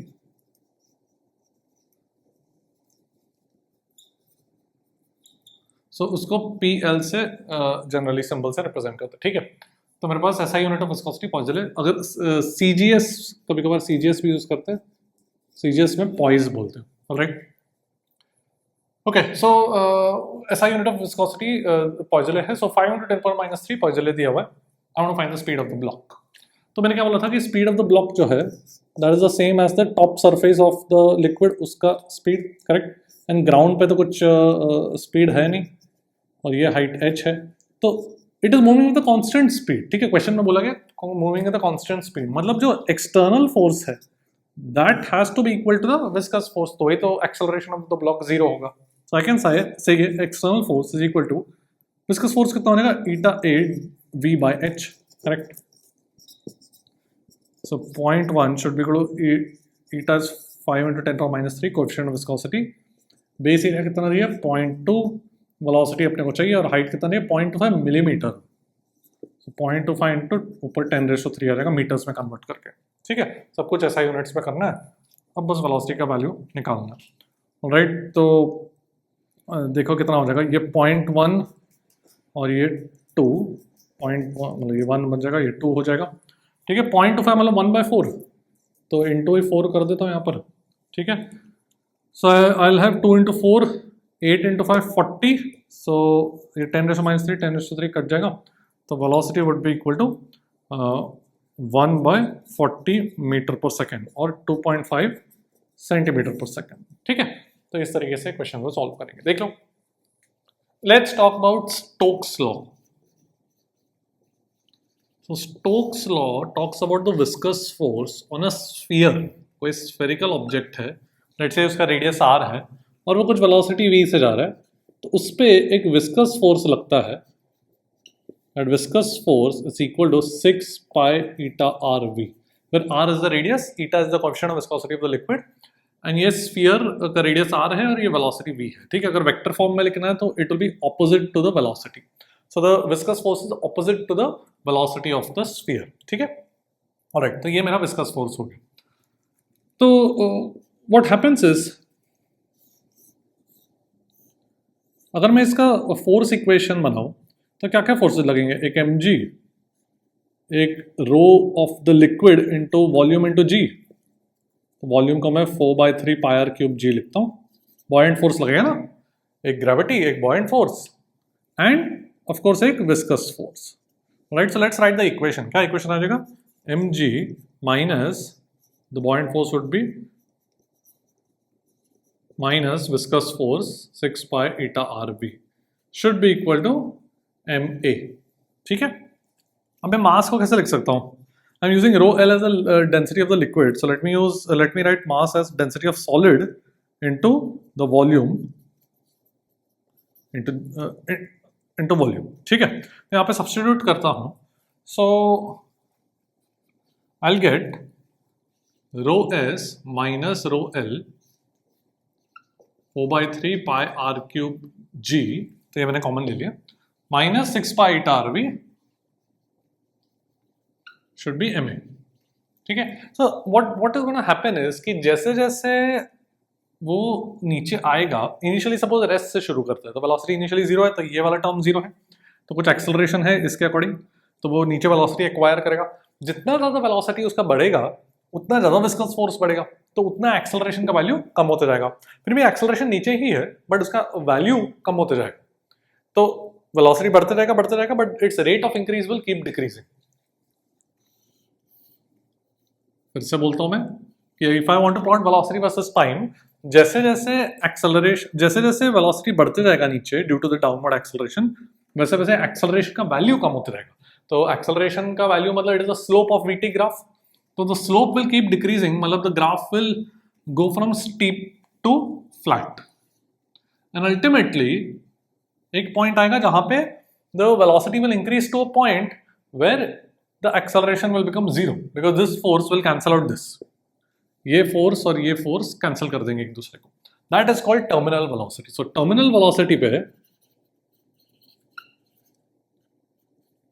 Acceleration become 0। कहीं भी कभी भी टर्मिनल वेलोसिटी पूछा गया फिजिक्स में, मतलब एक्सेलरेशन उसका 0, मतलब इट्स अ कांस्टेंट वेलोसिटी। तो अगर मैं एक्सेलरेशन को 0 सेट करूं, let's calculate the terminal velocity, what do I get, यहाँ पर I will get rho s minus rho l into 4/3 pi are cube g should be equal to 6 pi eta are v. ठीक है, तो मेरा terminal velocity देखो कितना आ जाएगा, ये पाई पाई तो कट गया, एक आर या आर स्क्वायर बचेगा, then the velocity will come out to be rho s minus rho l into 4/18 मतलब 2/9 r square by eta। So this will be my, और एक g भी है ना यहाँ पर, तो this will be my terminal velocity का फॉर्मूला। ठीक है, let me call it vt, v not बोलता हूँ, चलो तो यहाँ पे v not, the velocity will keep increasing and it will reach the terminal velocity of v naught, उसके beyond नहीं जा पाएगा, because as soon as it reaches the velocity of the terminal velocity, acceleration becomes zero, so it will continue with that constant velocity. Theoretically it will reach after an infinite time।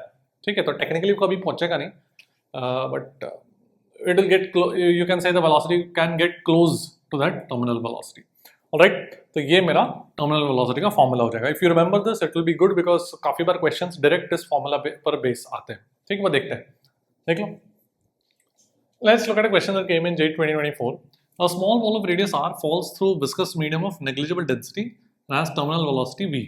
ठीक है, another ball of same mass but radius 2r in the same medium will have terminal velocity how much। तो यहाँ पे बोला गया viscous medium of negligible density, तो यहाँ पे मैंने मेरा टर्मिनल वेलोसिटी का फॉर्मूला लिखा हुआ है, तो लिक्विड का density is negligible, so basically my terminal velocity would become 2/9 eta density of solid into r square g। ठीक है, तो अभी अपने को कंपेयर करना है, तो कहना है the terminal velocity is proportional to density of solid into r square. Eta तो सेम है, दोनों मीडियम सेम ही है। ठीक है, and density of solid, see mass same है ना, डेंसिटी ऑफ सॉलिड को क्या लिख सकता हूँ, mass by 4/3 pi r cube, so it's basically inversely proportional to r terminal velocity. ठीक है, तो सिंपल है, रेडियस r का टर्मिनल वेलोसिटी v है, तो रेडियस 2r का टर्मिनल वेलोसिटी इनवर्स है, तो v/2, so my answer would be v/2। Okay, देख लो। Let's look at a question that came in JEE 2023। 8 equal drops of water fall through air था, fall in air with steady speed of 10 centimetre per second, मतलब वो terminal velocity की बात कर, steady मतलब constant velocity, मतलब terminal velocity. If the drops coalesce मतलब they join and become one single drop, the new velocity will be how much। तो एक सिंगल ड्रॉप बना मतलब क्या चेंज होने वाला है, रेडियस।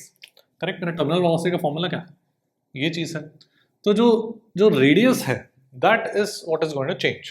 कैसे चेंज होगा, वॉल्यूम कंजर्व करेंगे ना, 8 ड्रॉप्स है, तो 8 ड्रॉप्स का टोटल वॉल्यूम विल बिकम एक सिंगल ड्रॉप का volume when they combine, right. So can I just say कि 8 इंटू 4/3 पाई r क्यूब, इसका रेडियस, मतलब इसका रेडियस स्मॉल r बोलते हैं हर एक का, और इसका रेडियस कैपिटल R बोलते हैं। So this should be equal to one single drop का वॉल्यूम, तो capital R would be 2r। ठीक है, एंड हो गया, terminal velocity is proportional to r square, तो रेडियस डबल हो गया, तो टर्मिनल वेलोसिटी भी 4 टाइम्स हो जाएगा, तो my answer would B 40 centimetre पर सेकेंड। ठीक है, देख लो। Let's look at a question from JEE 2022. When a velocity of ball of mass 0.3 grams and density 8 gram per centimeter cube dropped in glycerine becomes a constant, find the viscous force on the ball and density of glycerine दिया हुआ है। तो ऐसे question में कभी कभार students confuse हो जाते हैं कि यहाँ पर विस्कस फोर्स पूछा गया है बट कोएफिशिएंट ऑफ विस्कोसिटी नहीं दिया गया है। So what do we do? So the information that is key is that the velocity becomes constant. So we can indirectly find the viscous force by simply balancing the forces. तो basically मेरा जो viscous force है that should in magnitude be equal to the other forces which is gravity and buoyant। so नीचे gravity लगेगा और ऊपर buoyant लगेगा, density of liquid into the volume into g। correct, तो यहाँ पर basically मुझे I basically need the volume, let me call that volume as v। ठीक है, I need the volume of, because m तो पता है, तो I need the volume of the ball। तो volume of the ball को मैं कैसे लिख सकता हूँ, let me write this as mg minus density of liquid into volume of the ball को can I write it as mass divided density of solid, correct, into g। ठीक है, तो ये मेरे पास बन जाएगा m into 1 minus, ठीक है, तो हो गया। अब बस अपने को सब्स्टिट्यूट करना है, तो मास का कितना दिया 0.3 ग्राम्स 10⁻⁻⁴ -3, सब किलोग्राम्स में करता हूँ। डेंसिटी ऑफ लिक्विड कितना दिया? 1.3 और ये 8, सो 1.3 - 8 × 10, ठीक है। तो बस अभी इसको कैलकुलेशन करना है, तो आ जाएगा 0.3 × 10⁻³ 10⁻² बन जाएगा वो।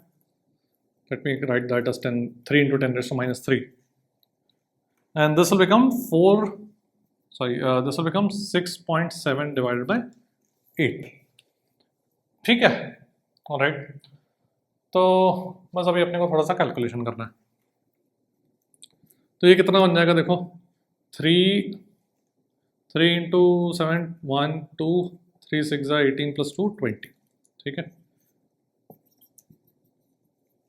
तो ये बन जाएगा 16 4 तो 0.5 एंड फिर बचेगा 125। चेक कर लो मैंने सही किया है क्या, ठीक है। ऑलराइट, अब हो गया, मेरा आंसर यही है,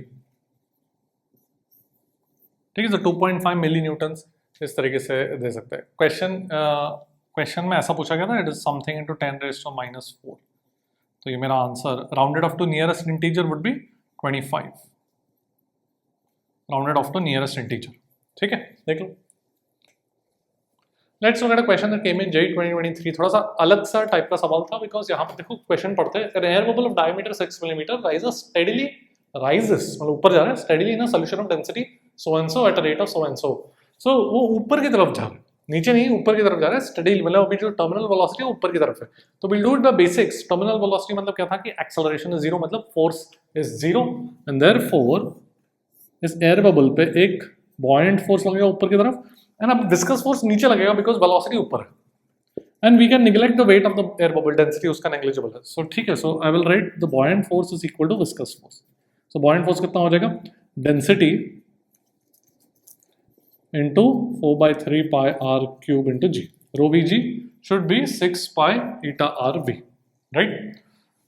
तो पाई कट गया, एक r यहाँ से कट गया, तो वेलोसिटी देखो कितना आ जाएगा, this will B 2 rho r² g/9 eta, ठीक है।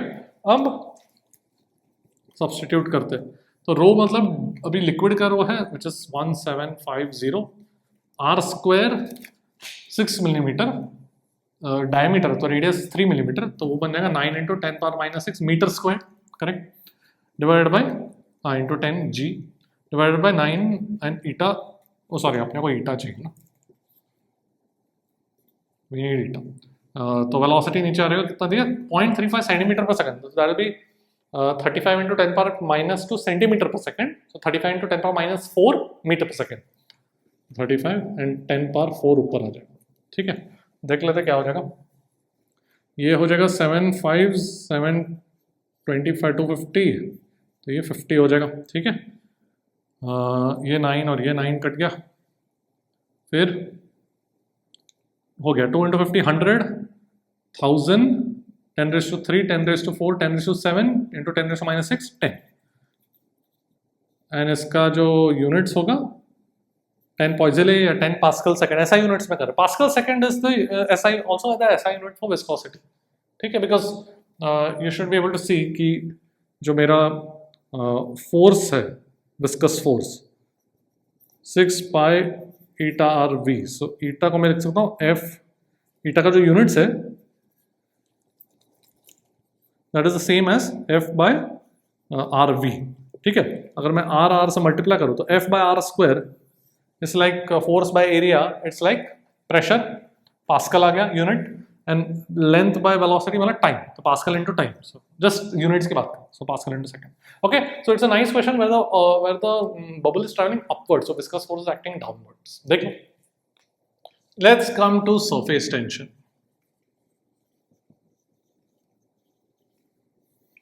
तो सरफेस टेंशन की बात करते हैं कि suppose just imagine I have a liquid in some container,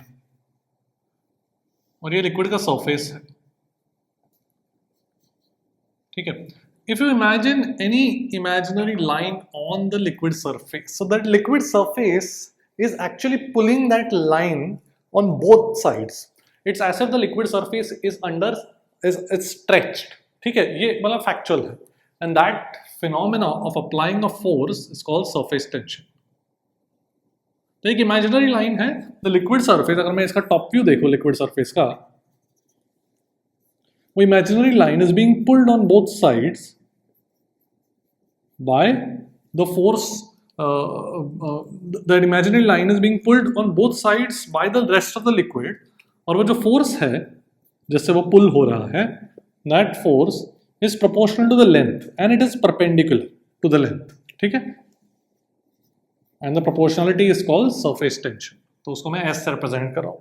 Alright, so surface tension is like the force per unit length that is being applied by the rest of the liquid on this imaginary line.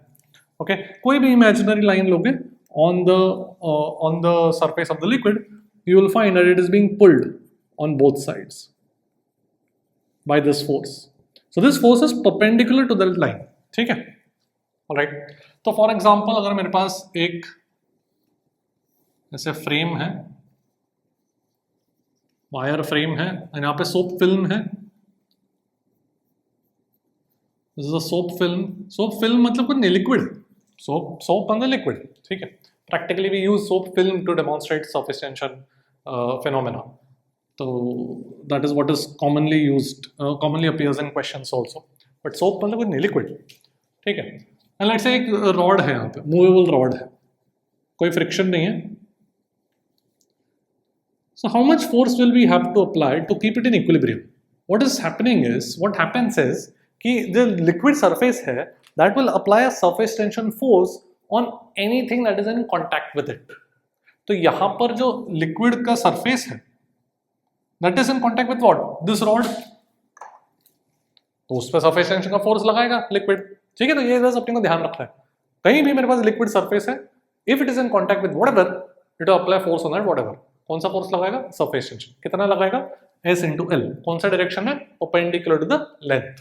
तो ये जो rod है, इस rod पे एक surface tension का force लग रहा है. और कितना लगेगा?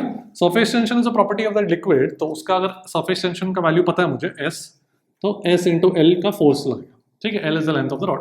हाउएवर यहाँ पर अपने को थोड़ा सा केयरफुल रहना पड़ता है. एक्चुअली जो फोर्स लगता है that is 2SL. And the reason is a soap film has two surfaces. So what is surface? Surface का मतलब है the interface between liquid and air. Okay, liquid and gas, liquid and air. Right? तो यहाँ पर मेरे पास एक soap film है, अगर तो front surface भी है, back surface भी है. They are both exposed to air. So a soap film, however thin it is, it still has two surfaces, front and back. And therefore, both those surfaces are in contact with the rod. Both of them are going to pull the rod by a force of SL. So the net force will be 2SL. ठीक है, तो to keep this rod in equilibrium, we'll have to apply an appropriate force of 2SL. तो इतना force अपने को लगाना पड़ेगा to keep this in equilibrium. नहीं तो क्या होगा? If we don't apply this force, the liquid will pull the rod, will accelerate the rod to the left because of the surface tension. All right? Okay. अगर मैं यहाँ पर energy की बात करूँ, तो what happens is, if I want to, suppose I want to stretch this liquid surface slowly. ठीक है, तो अगर मैंने इसको stretch कर दिया, let's say I stretch it by some x, तो slowly stretch कर रहा हूँ.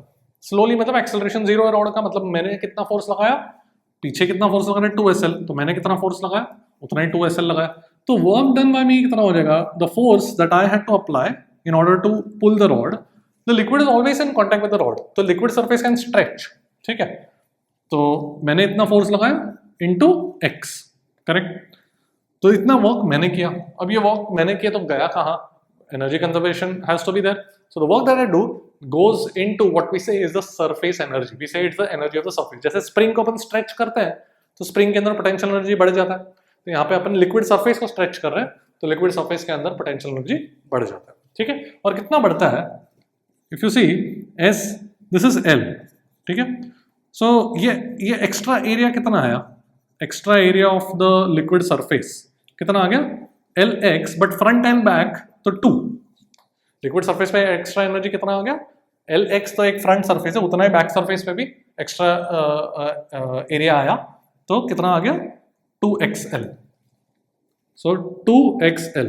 सो S into the change in area, इसको मैं चेंज इन एरिया बोलता हूँ, ठीक है। S into 2Lx, 2Lx is the increase in area. All right. So we say that the work that I had to do is the change in the energy of the surface. कितना change हुआ? S delta A. तो मैं just बोलूंगा कि if there is no area, we will say there is no energy. तो I will just say U equal to SA. Surface energy, the energy stored in the surface of the liquid is surface tension into the area of the surface. ठीक है, ये अपन याद रखेंगे. Alright, so two things here that we need to remember. One is the force that the surface tension applies, the liquid surface applies, and the energy that is stored in the surface of the liquid. देख लो. Let's talk about liquid drops. सबसे most common application surface tension का है liquid drops, bubbles, soap bubbles वगैरह में. तो उसके बारे में बात करते हैं. मेरे पास एक liquid drop है, मतलब it's just a spherical ball of liquid, पूरा liquid है इसमें. ठीक है. So what happens is अगर बाहर प्रेशर P0 है तो अंदर प्रेशर अलग होता है. It is not equal to P0. The reason is if I consider the FBD of half the liquid drop, आधे हेमिस्फीयर का FBD कंसिडर कर रहा हूँ, तो पूरा लिक्विड है, ठीक है.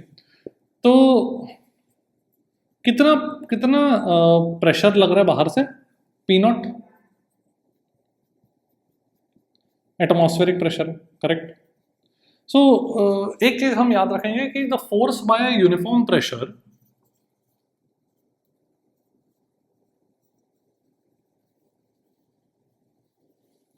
Is pressure into the projected area. ये अपन याद रखेंगे. सो प्रोजेक्टेड एरिया मतलब ये जो हेमिस्फीयर पे जो प्रोजेक्टेड एरिया है उसका वो क्या है? The projection, the flat area which is pi r square. तो कितना फोर्स लग रहा है? P0 into pi r square.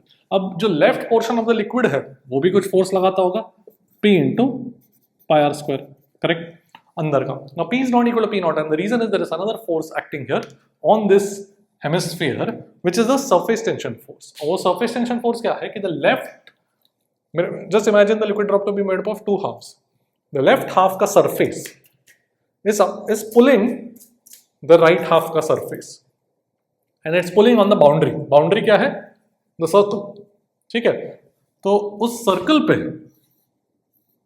सब जगह एक सरफेस टेंशन का फोर्स लग रहा है. It's this is like an imaginary circle. मैंने एक स्ट्रेट लाइन पे फोर्स बताया था, pulling force S into L liquid surface पे, but that line need not be straight, it can be curved also. तो यहाँ पर एक मेरे पास कर्व है, मतलब सर्कल है. On the surface of the liquid drop, I have a circle. Just imagine that circle, and the circle is being pulled from both sides. ठीक है?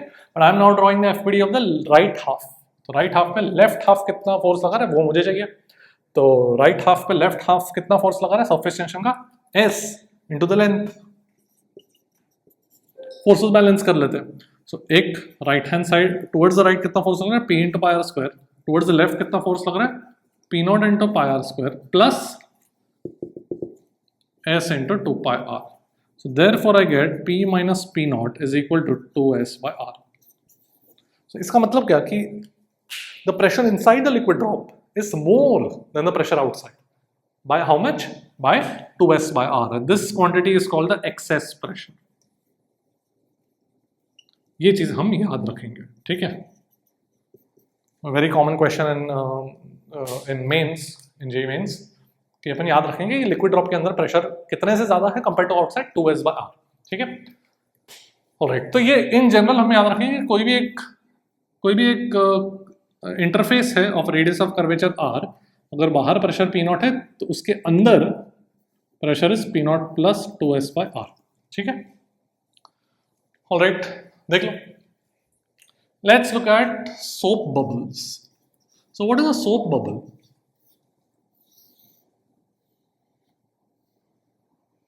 सोप बबल में मेरे पास लिक्विड है,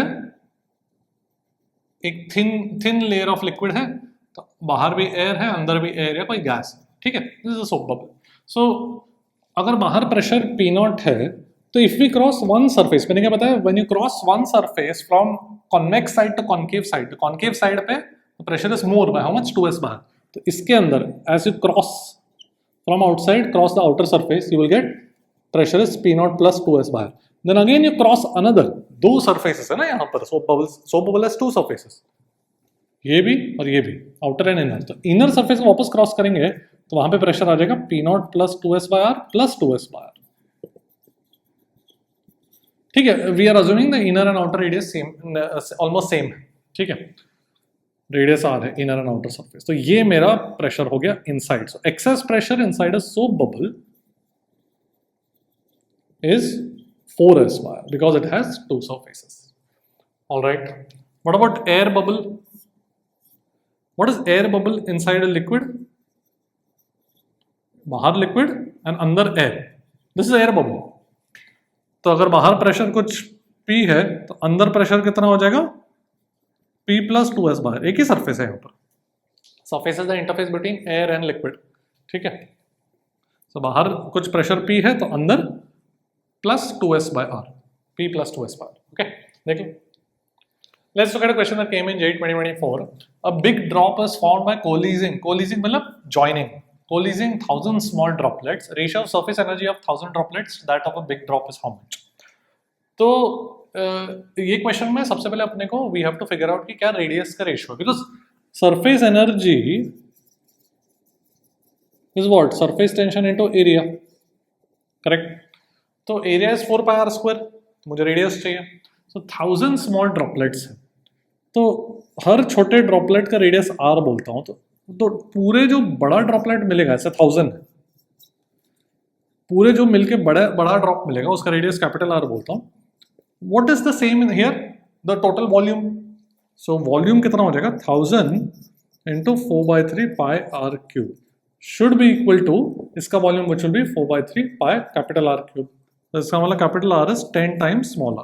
ठीक है, अब नाउ वी कैन से कि the ratio will be proportional to the area will be proportional to the radius का square.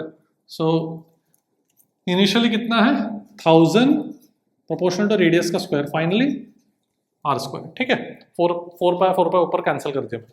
Alright, so ratio is equal to, sorry.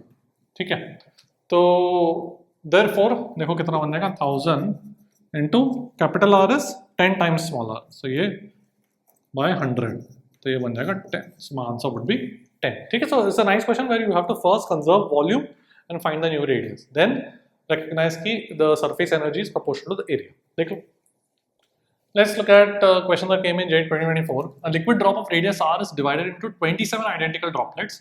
Surface tension को T दिया गया था, क्वेश्चन में T दे सकते हैं, S दे सकते हैं, कुछ भी दे सकते हैं। ठीक है, वो थोड़ा सा ध्यान रखना। Work done by us in this process, ये पूछा गया। So work that we do has to go in the increase in energy of the system.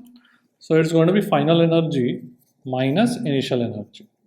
ठीक है, तो फाइनल एनर्जी हो जाएगा, let's say initially radius capital R है and then बहुत सारे ऐसे ड्रॉप्स बनते हैं, उनका रेडियस स्मॉल r है। ठीक है, तो फाइनल कितना आ जाएगा 27 है droplets into surface tension is T into 4πr² is the energy of one droplet. ठीक है, माइनस इनिशियल कितना है T into 4π capital R²। Alright, अब आंसर में सिर्फ कैपिटल R दिया हुआ, तो मुझे स्मॉल r को कैपिटल R के टर्म्स में लिखना पड़ेगा। कैसे करूंगा?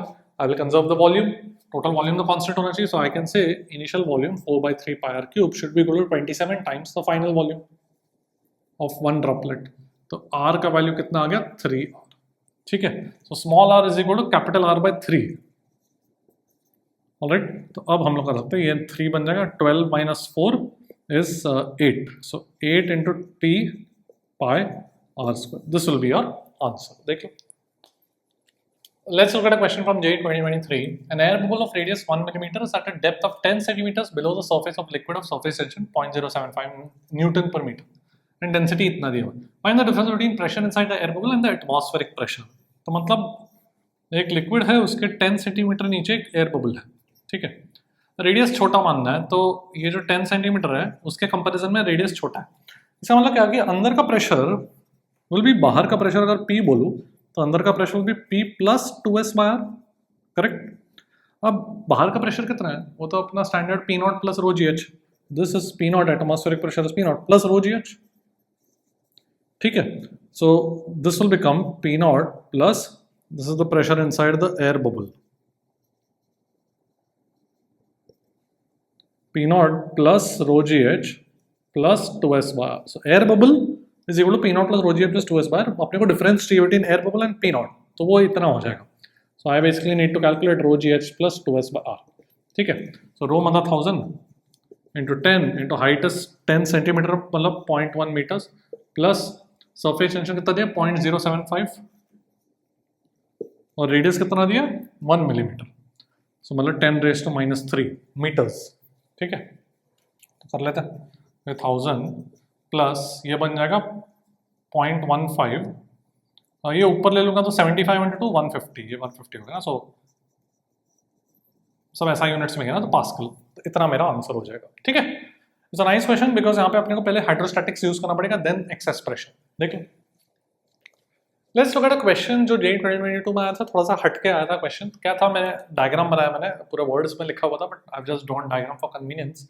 बोला गया था कि मेरे पास एक सोप बबल है of radius 3 centimeters which is inside another soap bubble of radius 6 centimeters.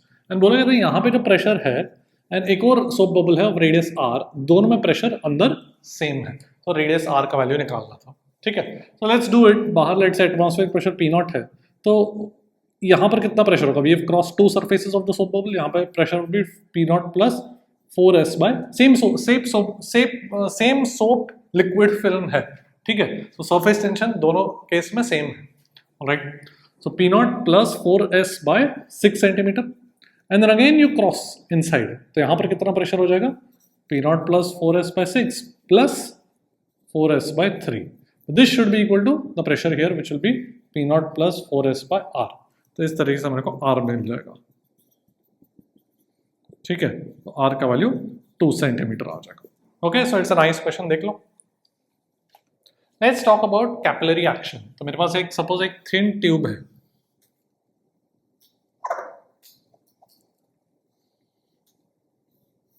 And कोई लिक्विड में हमने डिप कर दिया.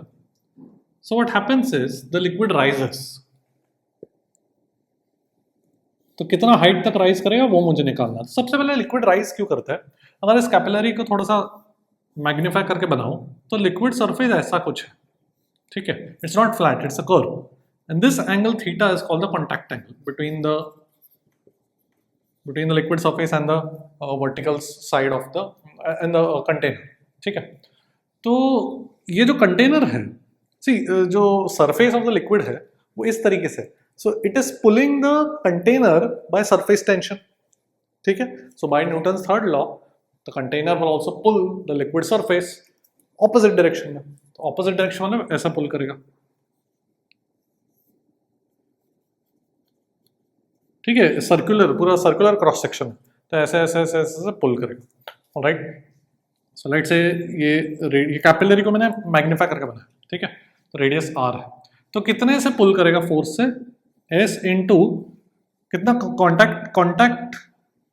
कॉन्टैक्ट क्या है between the liquid surface and the container. This circle, ये जो मेरे फिंगर्स है that is the see my entire hand is a liquid surface which is curved and my container is in contact with my fingers. So my fingers are forming a circumference of 2 pi r.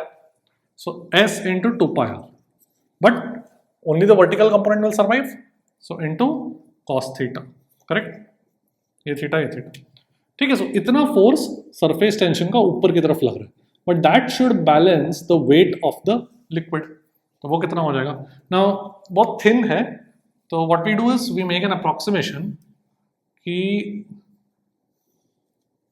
ये जो ऊपर portion है उसको meniscus बोलते हैं, उसको हम neglect करते हैं उसका वेट. तो basically we just treat it as a cylinder of height h.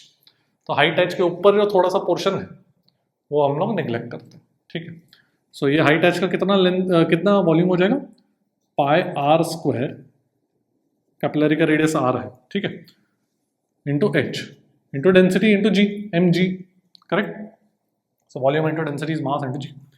तो देखो हाइट का वैल्यू कितना आ जाएगा 2s cos theta by rho g r. तो ये चीज हम याद रखेंगे.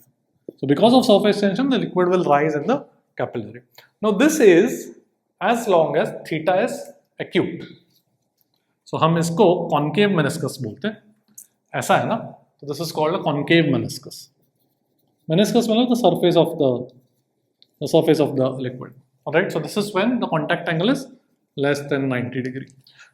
सो जैसे वाटर ग्लास में होता है, this contact angle depends on the liquid and the container.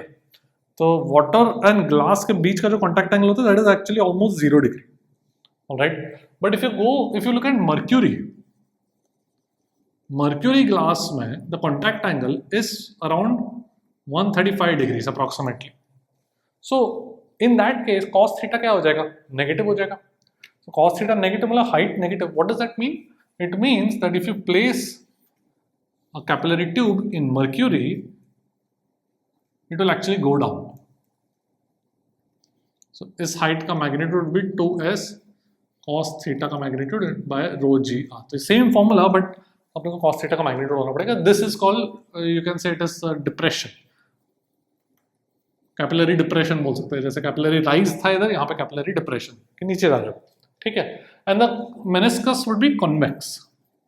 Convex meniscus मतलब इस तरीके से दिख रहा है, theta is greater than 90 degree, equal to 90 degree रहेगा तो फ्लैट रहेगा, correct.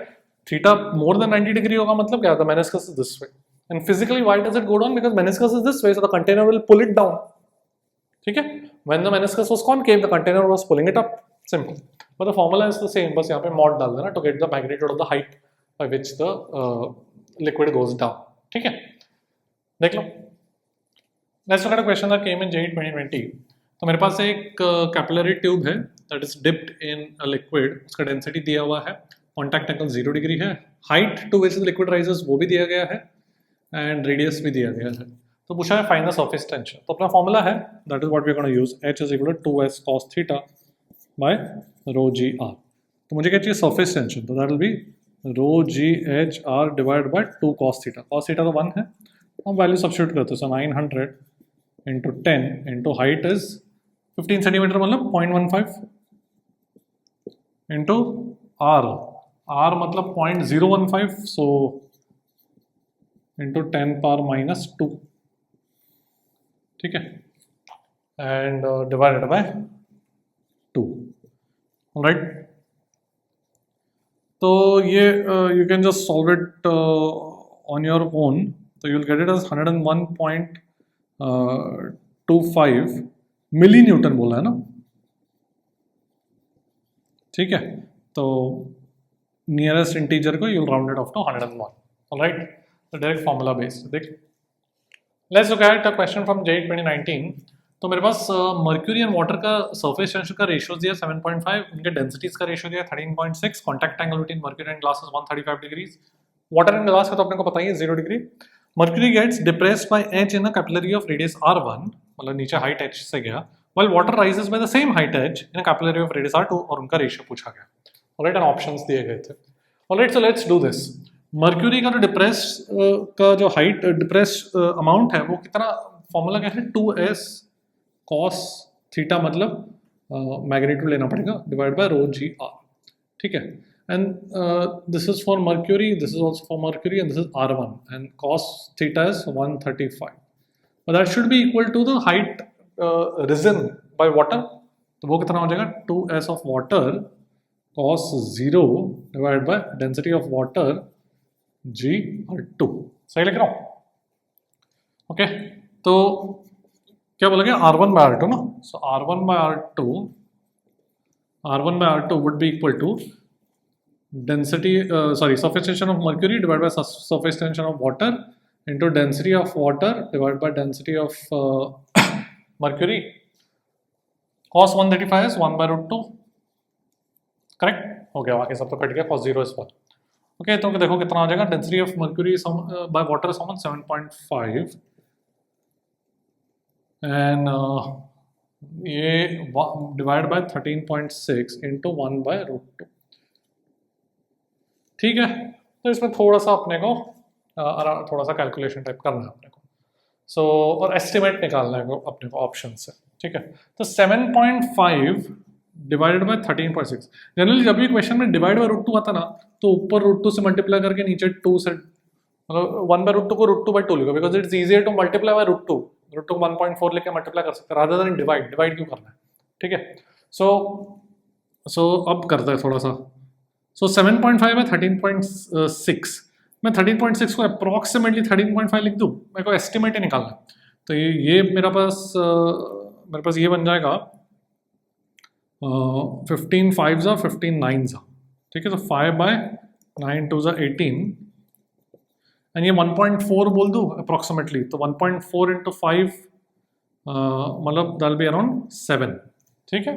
So around 7 by 18, so that will be around, अभी 7.18 into 4 is 72, this will be around 0.4, ठीक है, जस्ट क्लोज टू 0.4, ठीक है। This is 0.8, this is 0.6, this is also 0.6 something, 0.4 is 2/5 is the correct answer. ऐसे quick estimate निकालना है अपने को मेंस के एग्जाम में, एग्जैक्ट पूरा कैलकुलेशन करने की जरूरत नहीं, ठीक है। देख लो, दैट्स इट फॉर टुडे। आज हमने पूरा का पूरा फ्लूइड्स कर लिया है, start to end, hydrostatics, hydrodynamics, viscosity, surface tension, theory, concepts, and lots of PYQs as always. Keep sharing these videos with whoever you know is going to appear for JEE Mains 2025. तो जितना ज़्यादा share करेगा उतना ज़्यादा मेरा motivation continue रहेगा for this one shot series for you guys for JEE Mains 2025. So हमने पूरा fluids chapter कर लिया है. Now it's up to you to solve the last 4-5 years के PYQs on your own, and after watching this lecture I'm very confident that you will be able to solve majority of those PYQs. Alright, so I'll see you guys next time. Let me know in the comment section which chapter you want next time and how your preparation is going, how these one shots are helping you. I will see you next time and I will see you at the top.